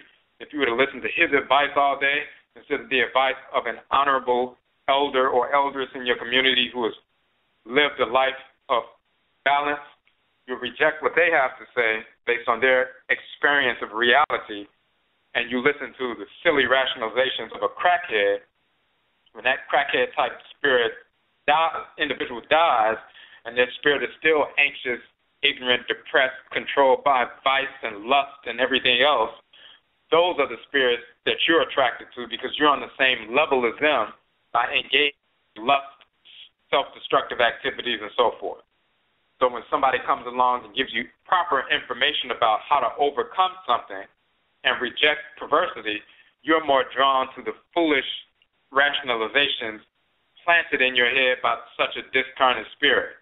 And those foolish rationalizations, you'll say, well, the spirit just told me that marijuana is all right. I feel intuitively that there's nothing wrong with it. In fact, it's opening me up and showing me different things. You're being controlled by a crackhead spirit, controlled by vice, just like they were here on earth controlled by vice. So, when an Afurakani, Afuraitkaitnit individual smokes marijuana, his or her abatum melanin, his or her major physiological shrine, his or her major bodily sanctuary for the abosome. That's what melanin is.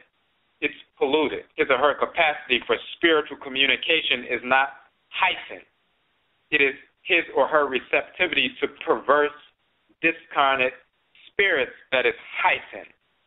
And this is the same for alcohol. This is the same for crack cocaine and so forth. We were just focused on marijuana in this particular article, but it goes for all of these polluted substances that pollute our bodies. So it is his or her receptivity to perverse, discarnate spirits that is heightened, while his or her receptivity to the abosome and nanonoman samanfo is severely curbed. He or she, by following the disordered ideas of the AGYIMIFOSEM, the whites and their offspring, has now become repulsive of and repulsive to the abosome and nanonoman samanfo. Such individuals easily attach themselves to disorder, which manifests through an adherence to false concepts, false beliefs, false rationalization, and the disdain or hatred for NKWAMUA, for truth, that would interfere with their addiction. So you begin to embrace nonsense. You embrace disorder. The drug is creating disorder in your body, making you repulsive to order. Now your thoughts and intentions and your behaviors, your actions, manifest that disorder. Your ideas are drawn to disordered, foolish rationalization. You're more open to those spirits that are controlled by vice, a deceased uncle, mother, aunt, or whatever, whose spirit is still hanging around trying to draw you into perversity, just like such an individual would try to draw you into perversity when they're alive. They give you false rationalizations, false information and ideas about why it's okay to continue doing what you're doing, and you engage in that process. Now, when somebody comes along and tells you the truth that would interfere with your addiction, now you have a disdain or a hatred for truth, and you reject it. It makes you angry when somebody tells you the truth. This is no different than when you're sick. Food that would normally nourish you, make you strong and strengthen you. If you're sick, regular food, you take it in and you actually vomit. It makes you vomit violently. You can't keep it down. In fact, looking at regular food, just looking at it and smelling it makes you nauseous. And if somebody tries to bring you some food, you say, no, I don't want any of that. It's going to make me sick. It's making me nauseous just looking at it and smelling it. Something that's normally healing for you, now that the virus is in you, the normally healing food makes you sick. You reject it. When you got that spiritual virus in you because you're engaged in foolish ideas, because you've corrupted your body through taking in any kind of drug, whether it's marijuana, alcohol, or anything else. Now your body is disordered. The things that would normally bring balance to you, which is truth, that makes you want to vomit. So you get angry when somebody comes along and tells you the truth, that you're polluting your body. It pisses you off. And now you talk about, well, there are too many rules in the Afurakani, Afuraitkaitnit, or African community. I got into, the black community consciousness because I wanted to get away from rules, and these niggas trying to give us rules. But at the same time, you're talking about Ma'at. You don't talk about Ma'al, the god Ma'al. You talk about Ma'at all the time. Ma'at is the law, just like Ma'al is the law that regulates everything in creation. There's no such thing as just total freedom. Ma'at regulates order in creation. Everything in order submits to the law of Ma'al and Ma'at, if it's natural. If it's unnatural, it's disordered and it's slated for destruction like a cancerous cell. But everything has a place in the order if it's natural. So everything is ordered or regulated by law or quote-unquote rules. So you can on one hand talk about Ma'at all the time, and on the other hand talk about there are too many rules. That's insane. So when we engage in these foolish rationalizations, you get angry because somebody tells you the truth. When sick people something is introduced that's healthy, very often they get nauseous when they smell or sense that healthy thing. Even the medicine that you try to bring to them, they shy away from it because they don't want it. That viral perversity, that viral infection within them is resisting that. Now, this is why we say you can therefore find many of these individuals promoting the foolish belief in such absolutely fictional characters as Jesus, Muhammad, Moses, Abraham, Solomon, Sheba, Menelik, Melchizedek, Bilal, Jah, Yahweh, Allah, Buddha, Brahmanan, etc. Many will also promote foolish beliefs about extraterrestrial, beliefs which in reality were planted into their spirits by the AGYIMIFOSEM, or those who study and mimic the AGYIMIFOSEM.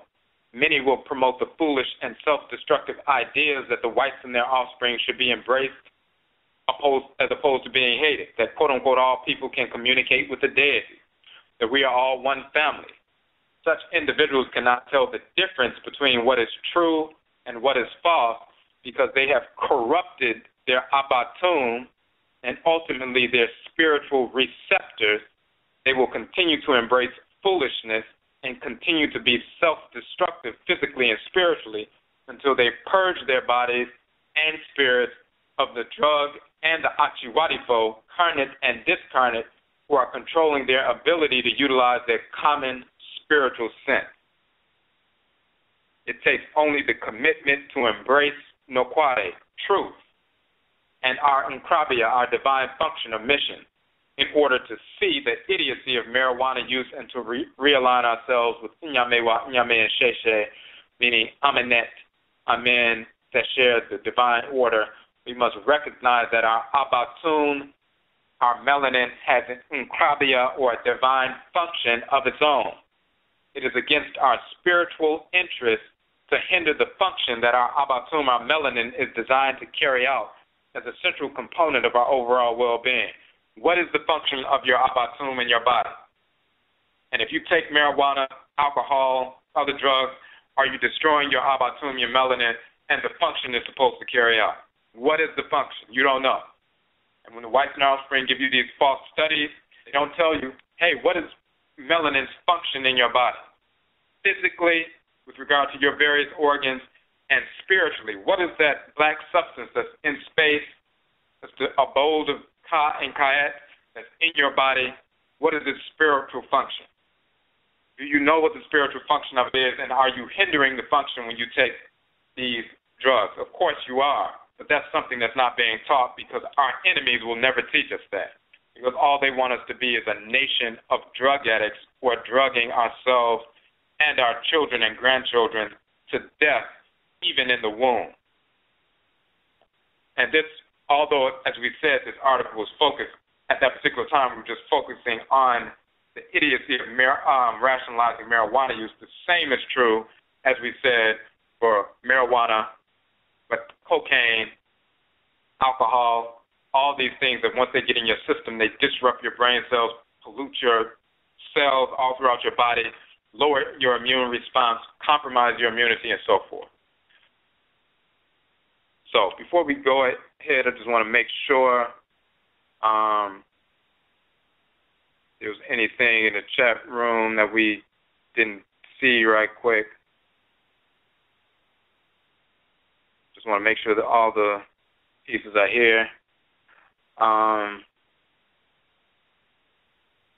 Okay. Just looking at these comments real quick. I don't want to jump past. And if anybody has any questions, of course, you can get the number 1 on the phone line, or you can make a comment or question in the chat room. Now, taking all that into consideration, as we said in the beginning, we have our own methods of overcoming marijuana use, alcohol, other drugs, all that stuff. For years, we introduced people to their own ancestral religion, internally connecting with their own nananum and sumanfo, their own ancestresses and ancestors from their own blood circle. Has nothing to do with connecting with a priest or priestess. You don't need a priest or priestess to communicate with your grandparents right now. You never needed that in the past, and you don't need that to communicate with your relatives now. You have your own blood relatives, ancestresses and ancestors, and some of them were spiritually cultivated.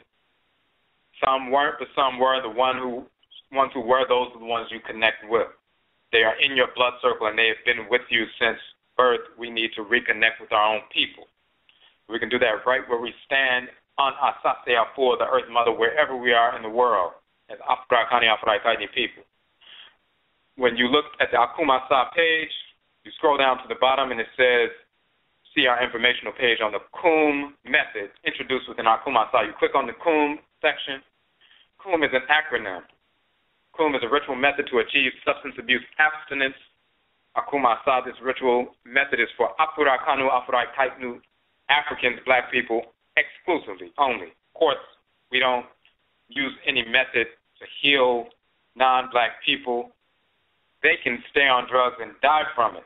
That would be the best scenario. We're only concerned about our people. We don't want our enemies to be healthy. We want them to be exterminated by any means necessary. This is for our people. K.U.U.M is a term from the tree language of the AKUM, which means to kill, to cut off, to silence. K.U.U.M is an acronym. The method is a ritual means to kill, cut off, silence the corrupt urges, dissonant, disordered spirits, poisons of alcohol, tobacco, marijuana, cocaine, heroin, and other drugs.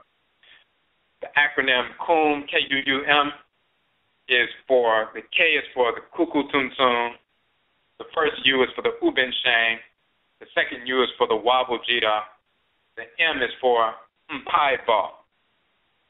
Now, for those who know about that, you know some of these names. The kukutuntum is the ancestral jurisdiction. That's one of our publications. It's the second publication we released ourselves. Released in 13,002. First, it was a 3 CD set. We eventually put the entire 3 CD set in the form of MP3 audio files on our website, which are still on the website now. You can listen to all of them. Of course, it's all free. Total is 2 hours and 39 minutes. It's 13 tracks. The first CD was 5 tracks. The second CD was 3, and the last CD was 5 tracks. So total, 2 hours and 39 minutes. Talk about the cosmological foundation of creation. The nature of us as Afurakani, Afuraitkaitnit people. We talk about Amen, Amenet, Ka, Kayet, Ra, Ra'et, Ma'ah, and Ma'at. Various different things, the origins of the white narrow spring, who our people are, who our enemies are, of course, the white narrow spring. Then we go into detail in the second 2 CDs about the origins of the fictional cartoon characters, Jesus, Yeshua, Muhammad, Abraham, Isaac, Ishmael, Solomon, Sheba, Menelik, David, all of these various characters, Brahman, Buddha, Yahweh, Allah, show that they never existed in any race or in any form whatsoever, how they were manufactured by the white narrow spring, corrupting fragments of text from ancient Kemet. We talk about the actual real divinity, who is Tahuti, who is Seshat, who is Aset, who is Asar, Heru, Ra, Ra'et, their function in creation, and then how things were corrupted and so forth. So that whole CD set is a narrative starting from the beginning of creation, pre-creation, Amen, Amenet, the creation of the universe, the structure of the universe cosmologically, our relationship to the plant life, animal life, mineral life, other Afurakani, Afuraitkaitnit, human life, the nature of the forces in nature, the deities, the abosom, the nature of the ancestral spirits and their relationship to us, our true story, our beginnings, that whole narrative, and then we get into the piece dealing with how things were corrupted and how we need to restore order to our existence. So that's the first part, is people listening to the K.U.U.M at least once. Don't have to memorize it, just listen to it one time. Even if you don't understand all of it the first time, just at least listening to it one time. That's the first K in the K.U.U.M method. Second is Ubin Shan, the Ancestral Summons, publication we published a while back. People read through that at least one time. It deals with the ritual practices that we engage in. And then we also have videos that examine these publications as well. And then the Wabojida, 7 principal values of Ojida purification. People read through that at least once. So that's K.U.U, and then the M is Mpaibo, which is a ritual prayer. It's a ritual practice. It is simply to the K.U.U.M. You can sit down, listen to that, listen to it in your car, listen to on your iPod or something like that. Listen to the whole thing. Read through the Ubin Shan. You don't have to memorize it. It's only 29 pages. It's short, but it deals with our ritual practices and their functionality. These things reorient our people. Read through the Wabojida, those 7 principles of purification. You don't have to memorize them as well. And then once you listen to and read through those things, which within a few hours can be done, then the Mpaibo is the ritual practice. It's a very simple ritual practice. It's dealing with the Akra, dealing with the soul, the divine consciousness. You're basically sitting down with your Kra. Your Kra is your soul, the divine consciousness. It is a deity just like the other deities in creation. You're a spirit, you animate your physical body. A plant is a spirit that animates the physical body. A lion is a spirit that animates that physical body until it dies. The Earth Mother is this major spirit that animates the physical body of Earth. The sun is a physical orb, but there are spirits that animate that. The black substance of space is a substance, a plasma, but there are spirits that animate that substance. The spirits that animate the forces in nature are the deities, the goddesses and gods, the children of the great God and great goddess, children of Amenet and Amen, the great mother, great father. The Abosom, the Orisha, the Vodou, the Ntoru, the divinities are the children, the organs within the great divine body.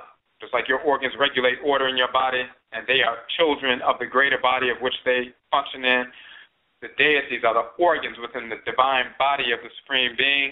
They regulate order in creation.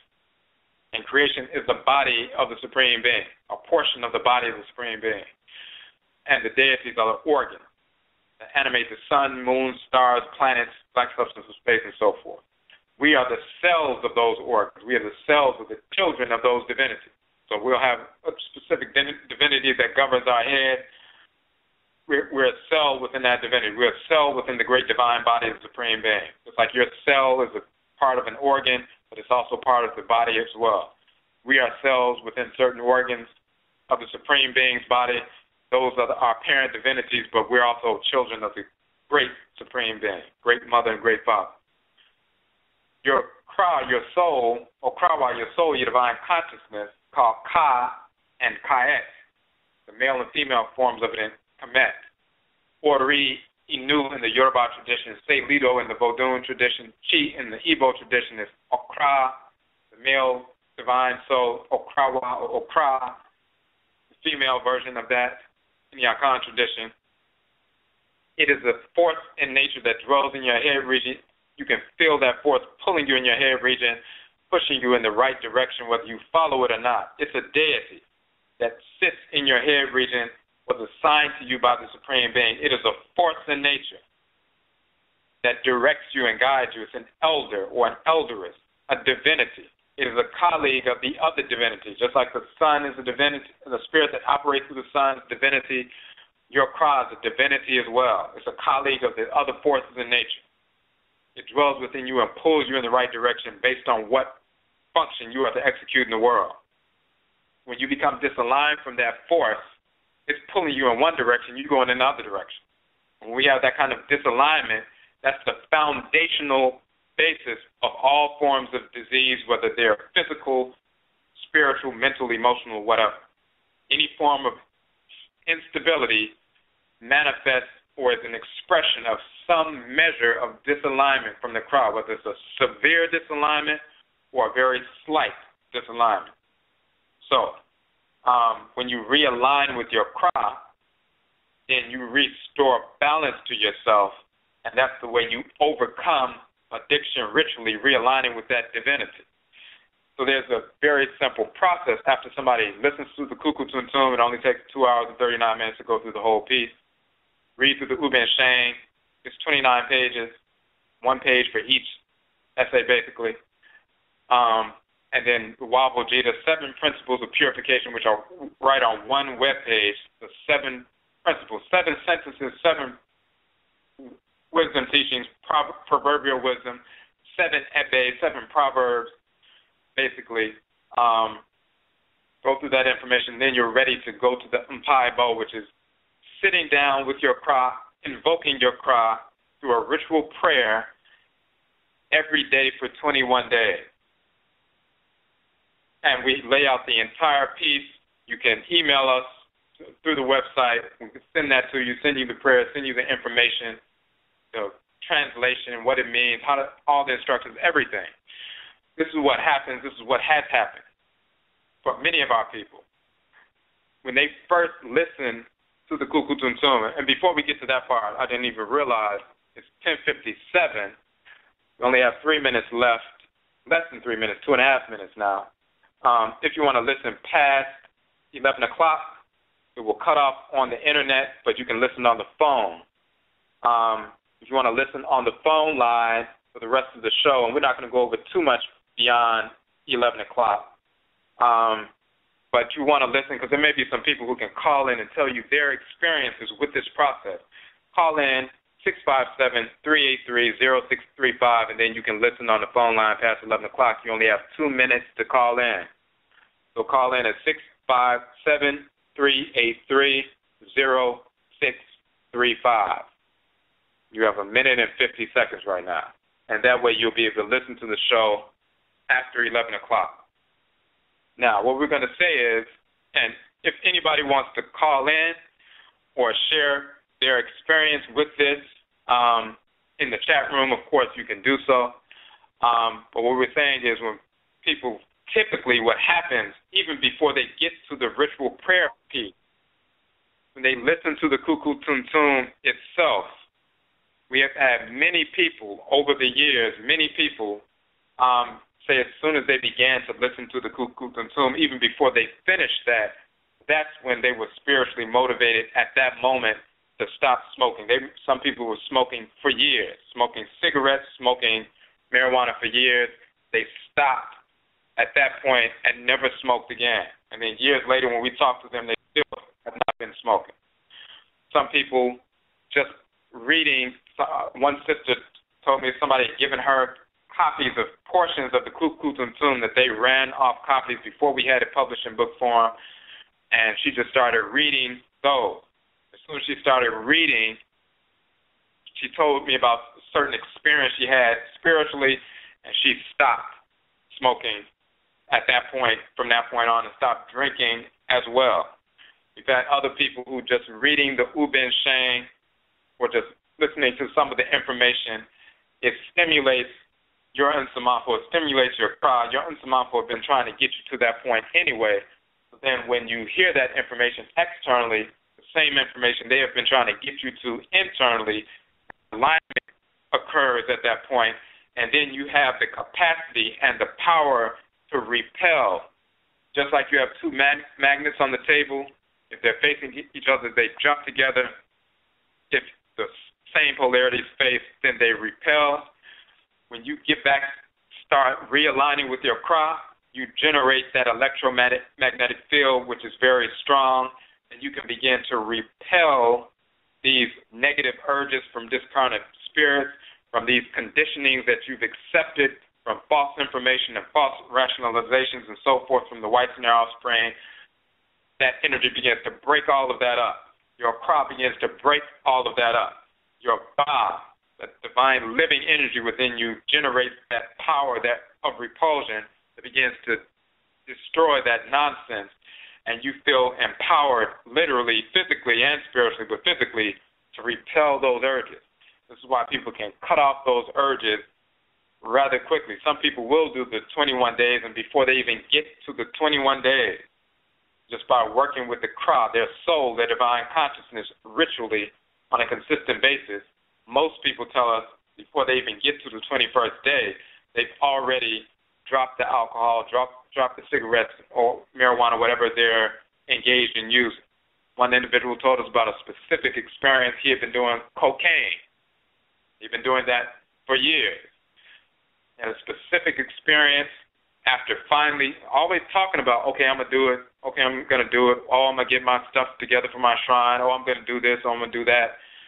But at some point, finally went ahead and started engaging spiritually after months of saying, oh, yeah, I'm going to do that. Oh, yeah, I'm going to do that. Had an experience with his unsamanfo, and they pulled that desire right up out of him, and from that point on, he stopped using. So there are different things that happen. Everything is different for everybody, but alignment with the Kra, with your own soul, realigning your thoughts, intentions, and actions with your own Kra, that doesn't mean you become perfect, but just realigning. That's what generates that natural repulsion you have for disorder, and then you can overcome those addictions rather quickly. So, and you're in control. You don't have to go get initiated or something like that, or we're not talking about spending money and all these different kinds of things and somebody telling you, oh, I can do this for you. All you have to do is give me this kind of money and do this for me and come and do. You don't have to do all of that. You're dealing with your own people, your own Nsamanfo, your own soul, the deity that governs you, and you can overcome this, and we've had many people who have overcome these things. Now we have a phone call, right? Cool. Let's take a phone call. Okay, Michiawo, number 0248. You had a question or a comment? Hello. Hello. What's up? Heads up, Brother Quasi. This is Kofi Ochini. How you doing? Heads up. How you doing? Good. I just wanted to briefly give a comment about the K.U.U.M method. I was one of those guys that utilized the K.U.U.M method, and it actually didn't take me the 21 days. Within a few, I would say maybe a few to maybe a week after reading the K.U.U.M, the WAB, Odrira, and the Uben Shane, I was able to totally stop. I mean, never look back from smoking marijuana, cigarettes, and drinking. So, I mean, it really does work, man. And it was like, and every time I tell my story, I always say it was a divine intervention because it was so like amazing, man. It was like, it's kind of, unexplainable. The feeling that I got from, just sitting down and reading the material and then doing the shrine work and reciting the prayer, and then after a few days to a week, man, the feeling of me wanting to drink and smoke was totally gone, and I never looked back. So I just wanted to give my comment. Oh, no, I appreciate that. So now, when was it that you did that, or how long ago was that? This was over. This is going on 2 years now, actually. Yeah. Okay. Yep. Okay. Going on 2 years now. Strong. Yeah. I first was guided to study Nanasom and I was reading different articles on the website, and I also became a member on the NING site, and I was again directed to the K.U.U.M. And like I said before, I started reading the K.U.U.M and the other two, and then I contacted you, and you sent me the Bible, and I read the prayer. I actually memorized most of it, and I recited the prayer during my shrine work, and a few days to a week later, that was it. No more drinking, smoking. And one more thing, I was still, if I was in a situation where I was around people that still, continue to drink or smoke, it didn't even faze me that they were still doing it, because I knew that deep within me that it wasn't a part of me anymore. So, yep. Okay. No, we appreciate that, sharing that information with people. It's personal information, but it gives people an idea that they're not alone when they're, looking to overcome these obstacles, and they can see that people are actually doing this. So we appreciate that, Medase. No problem. Heads up. Okay. Heads up. Okay, so, and the key here is, the abosome that is within you, your kra, your soul, your divine consciousness, has that power. When we talked about, in a previous broadcast, we talked about oboadye, which is in Akan, Pata, way it's often pronounced in ancient Kemet. We talked about the functioning of Pata and his fashioning of thoughts, intentions, and actions operating within the brain, and then that effect on the heart, the desire, and then the heart and the tongue and everything associated with Heru and Tahuti and so forth. So we went through a process of delineating that function and how it affects you mentally and emotionally and so forth. So you want to check that out, the broadcast, Blog Talk Radio broadcast on Oboade Pata, which goes into some details about the mechanics of how it takes place. But again, it's going back to the abosome, the divinities. So when the abosome, the orisha, the vodou that are connected to your blood circle, you came into the world with, they have been with you since before you got into the womb. So nobody can give you a divinity. You are assigned a divinity, an abosome, orisha, vodou, and so forth, by the Supreme Being.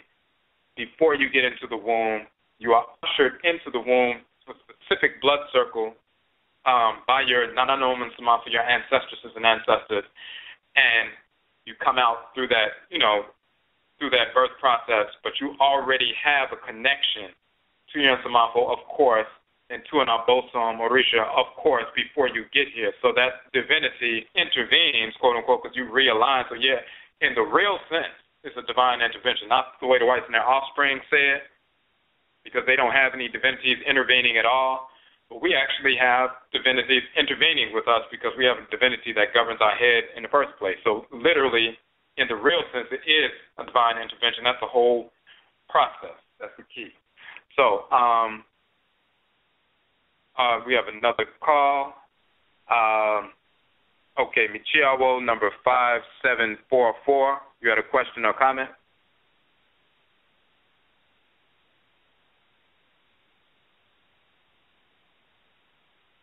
Okay, number 5744, can you hear? Okay, let's see. We're going to see number 1010, Michiawo, you had a question or comment? Yeah, I have a question. Okay. Can you hear me? Yeah, yes, we can hear you. You can ask your question. Yeah, I have a question. This is, and I appreciate your talk today.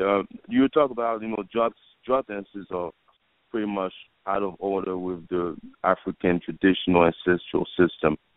What about the regards to a younger man? Would you consider it taboo for a younger person dating an older person? So you just mean taboo in general, dealing with the older person? Yeah, in general taboo. Is this like a taboo in general for African people to date older people who are older than them? Well, it depends on what you're talking about.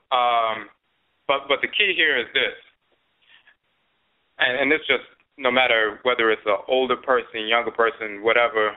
The key is you have a specific function that's encoded within your chlo, your soul, just like you have a brain and all the blueprints of everything that should happen in the body is found in the brain, is encoded within the brain.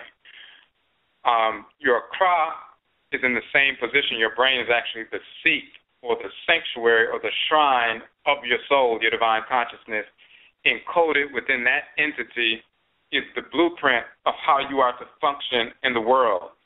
That includes the kind of person that is your complement. So when you attune to your chlo, once again, that's what's, your soul, your divine consciousness that has the blueprint, your specific function you're to execute. When you align with that force ritually, then you'll be able to attune to who you should be connected with and who you shouldn't be connected with. Of course, there are taboos definitely against, with regard to relationships. Of course, dissexuality, homosexuality is insane. Of course, pedophilia is insane. Of course, interracial, quote-unquote, dating is insane. That's perverse. Of course, that's taboo. There can be, if it's some wide-ranging difference in age, then, typically someone around your age compliments you energetically and through experience and for a number of different reasons. So the key is, though, you find out directly with your chlo. Of course, you get information, get guidance from your for your ancestresses and ancestors about why you may be connected with this person, why somebody may be in connection with this person or not. What are the reasons behind it? Is it harmonious? Is it not? That'll be determined by, aligning with the chlo. That's the key to all of those decisions. And even the Nsamafo, they will direct you as to what is in harmony with your chlo. They're not going to just give you outside advice that's not in harmony with your chlo. They can attune to what's in your chlo, what your function is, what's harmonious for you, and then they'll give you guidance based on what your chlo has been trying to teach you, the best way to harmonize with it based on your blood circle. So that would be my answer to that. I don't know what the age range is, but you find out from your chlo what you're supposed to do, what your function is, and then you'll be able to know who's your complement and who's not your complement. That's it. Okay. Yeni Aseda. Appreciate the call. Okay. And we also, is the number 5744, are you, did you have a question or comment, or are you just listening? I'm just listening. Okay. Gracias.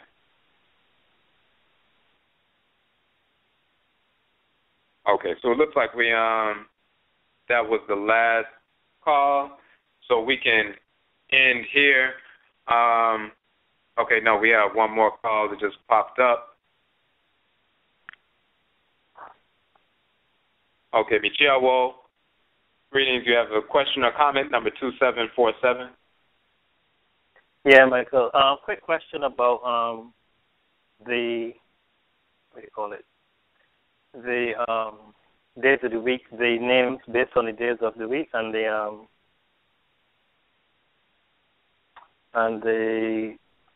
deities that are attached to those days. Okay. Okay, going through that and checking out mine and everything, I discovered that really and truly I do hold those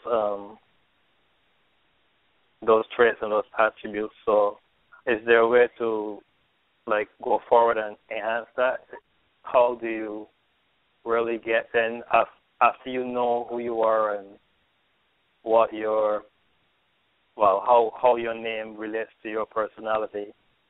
What do you do then to solidify that so that you can do what you're supposed to be actually doing? Does that make sense? Okay, yes. No, Definitely. So, and what the call is talking about is the abosom of the 7 days of the week in the Akan tradition. So we have a page called the Akradin bosom page on our website. In our Akan tradition, we have a 7-day week. Of course, we've had that for thousands of years. The whites in our spring learned of a 7-day week after coming in contact with our people, of course. The 7 days are governed by the solar, lunar, and different solar, lunar, and planetary bodies. The abosom of the forces in nature that animate the solar, lunar, and planetary bodies, which govern the days, are the ones who govern the days of the week. So the days of the week aren't the planet, the solar, lunar, and planetary bodies are named after those deities that animate them. The days of the week are also named after those specific divinities. So, for example, the planet Benna or Abenna is what Europeans call the planet Mars. We call it Benna. The day of the week governed by Benna is Benna Da or Benna's Day. In English, of course, that's Tuesday.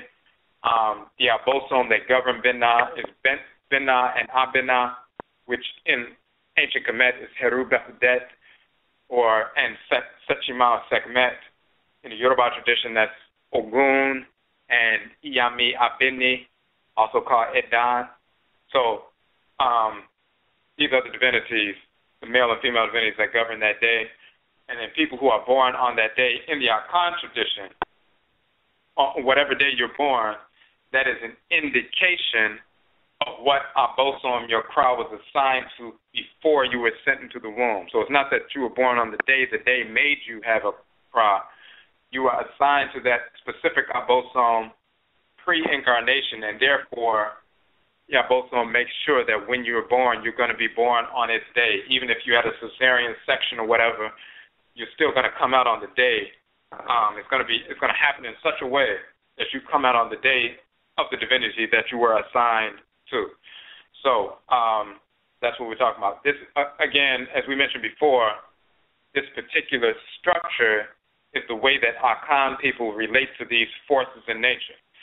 Other groups of people have their own ways to relate to these forces in nature, different, so they don't have that 7-day naming system.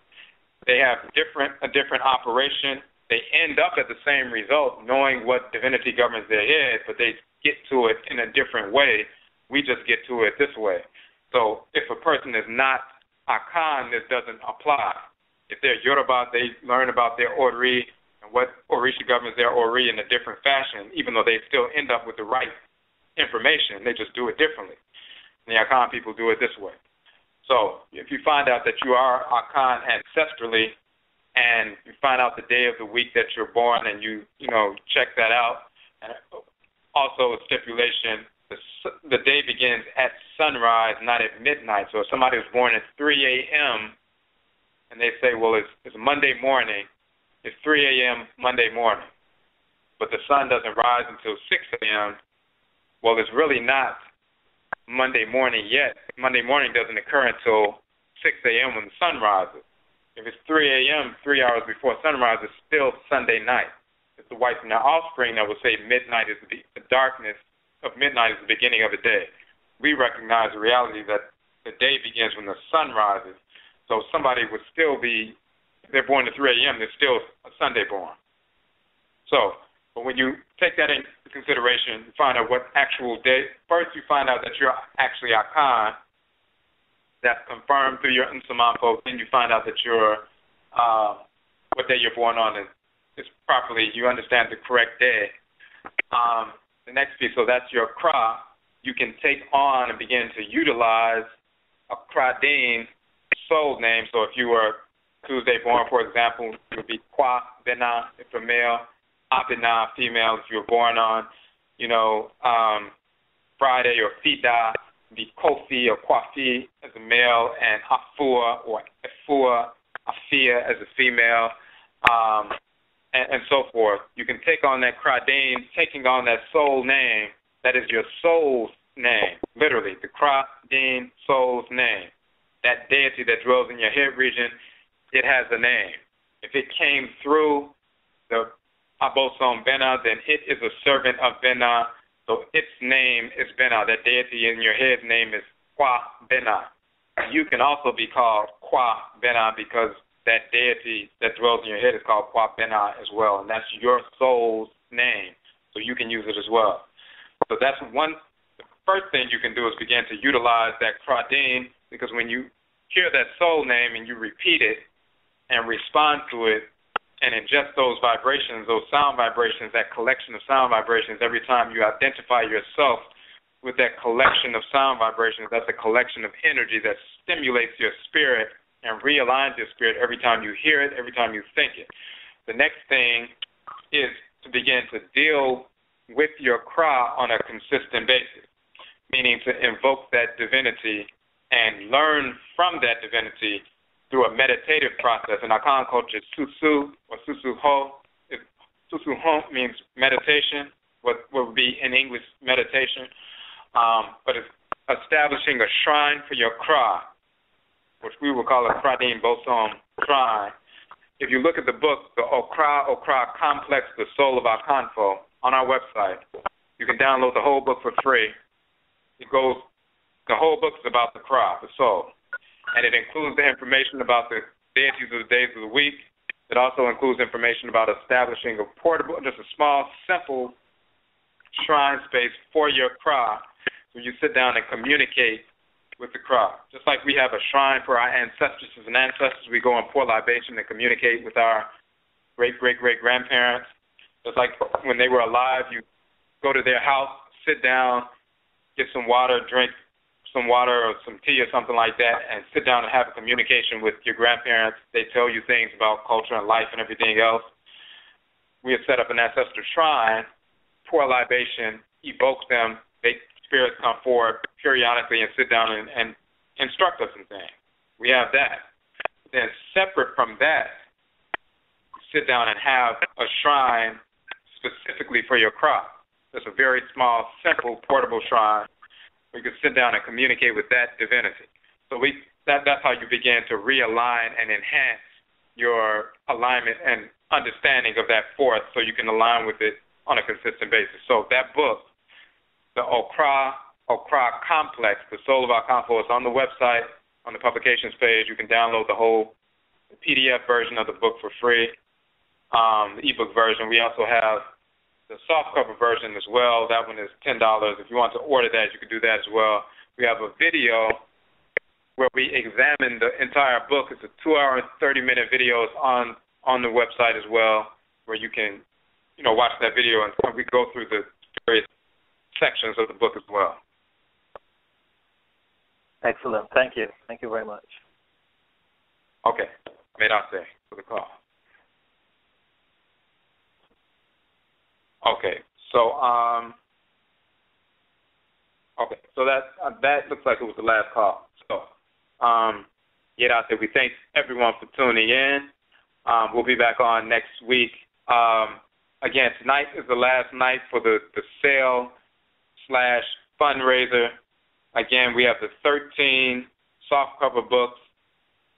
We already have a permanent deal. They range between $8 and $11. So all 13 books, typically the retail price for all 13 is $123, so it's less than $10 a book on average. Our permanent sale or discount, if somebody orders the entire 13-book set because they just wanted the whole set, like a set of encyclopedias on ancestral religion and culture and nation building, we offer the whole set for 30% off. That's a permanent option, $86 for 13 books, basically $6.60 per book. Over the past couple of days, we had this sale/fundraiser where we gave a further, discount, so you can get the whole 13-book set for $50 plus shipping.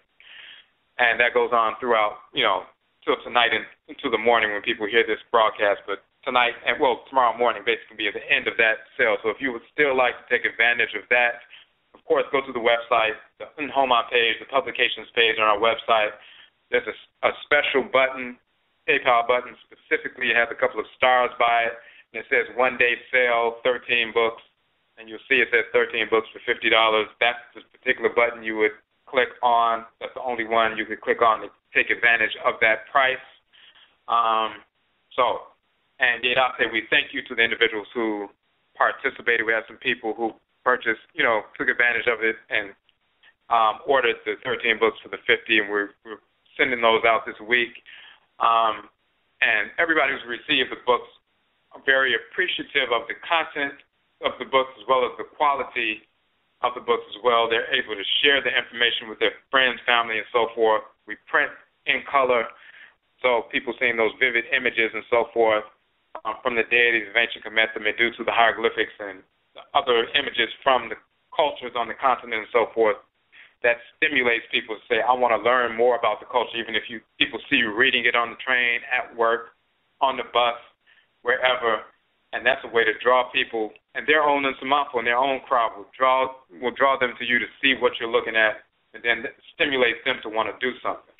Their Nsamafu have been trying to get them to learn about the culture anyway, so they'll move them in a position to come and bump into you, quote unquote, see that information, and then they'll have a stronger urge to get that information and say, where did you get that from? If you want to be a distributor as well, we have that option. And instead of you directing them to the website to say you can purchase these from the website, you can have the copies yourself and say you can purchase them from me and generate money for yourself while you're informing and empowering the community at the same time. Again, like we said before, like one of the callers talked about, and like we mentioned one example, we've had people who just from reading passages from the Kukultantun, the energy surged through them to the extent that they were able to stop smoking and drinking just from reading. One sister talked about how she could feel energy moving from the base of her foot through her leg to the top of her head just when she was reading the information. Some people are receptive like that. Their Nsamafu will begin to move through them, and that generates not only that energy or magnetism towards truthful information, but it also generates that repulsion for foolish ideas, perverse desires, lusts, and so forth, discarnate spirits of relatives and non-relatives who are trying to influence you. Now you begin to repel them, similar to somebody who's walking down the street with confidence and full of vitality. Some little homeless individual who would normally try to harass people, they would be a little bit nervous about coming towards that particular person. But when they see somebody with a weaker constitution who looks depressed and aimless, then they may feel that person is more vulnerable. They know who to come after. They know whose aura is repulsive to them. And it's the same thing when you realign with your crop. You generate that natural attraction for order and that repulsion for disorder, just like the magnets repelling the other across the table. You generate that by aligning with the crowd. So even just people reading and seeing the images and reading the information, they begin to realign at that point. Their Nsamafu see a window of opportunity that opens when they become open, when they start to read, so they can move in and press them and begin to realign them and work on them immediately as soon as they begin to read. So that's one of the ways that the books themselves are like a divinatory practice. The books themselves are like medicine. So that's one of the reasons we make the ebook versions of all of the text free, all of the articles, all of the videos, all of the broadcasts, everything is free. And in addition to that, because we print these things out ourselves and we want to generate funds to cover operating expenses, we also make the softcover versions inexpensive and so forth. So please support our efforts through purchasing the softcover publication. We will have more coming out. Yet I say we thank you for tuning in. Share the Blog Talk channel with other individuals. We now have, this will be like our 48th broadcast. All of the archives are on the channel that you can study, listen to, share with other individuals. A great deal of information out there, over 100 hours of information on various subjects where we meticulously go through various publications and bring clarification and so forth. So, Yedate, we thank you, and we will reconnect with you on Joada Monday for our Kanto Nana Som. If you are not part of our Ning site, we have a private social network for people who are studying the same kind of information where you can post blogs, go on the discussion forum, post videos, watch, study information. You can join that creative profile. We can improve that, and you can join that network just so you can interact and learn some information from a number of different people around the world, our people around the world. So that site is www.afuraka-afuraitkaitnit.ning.com. Afuraka is AFURAKA, then dash AFURAITKAIT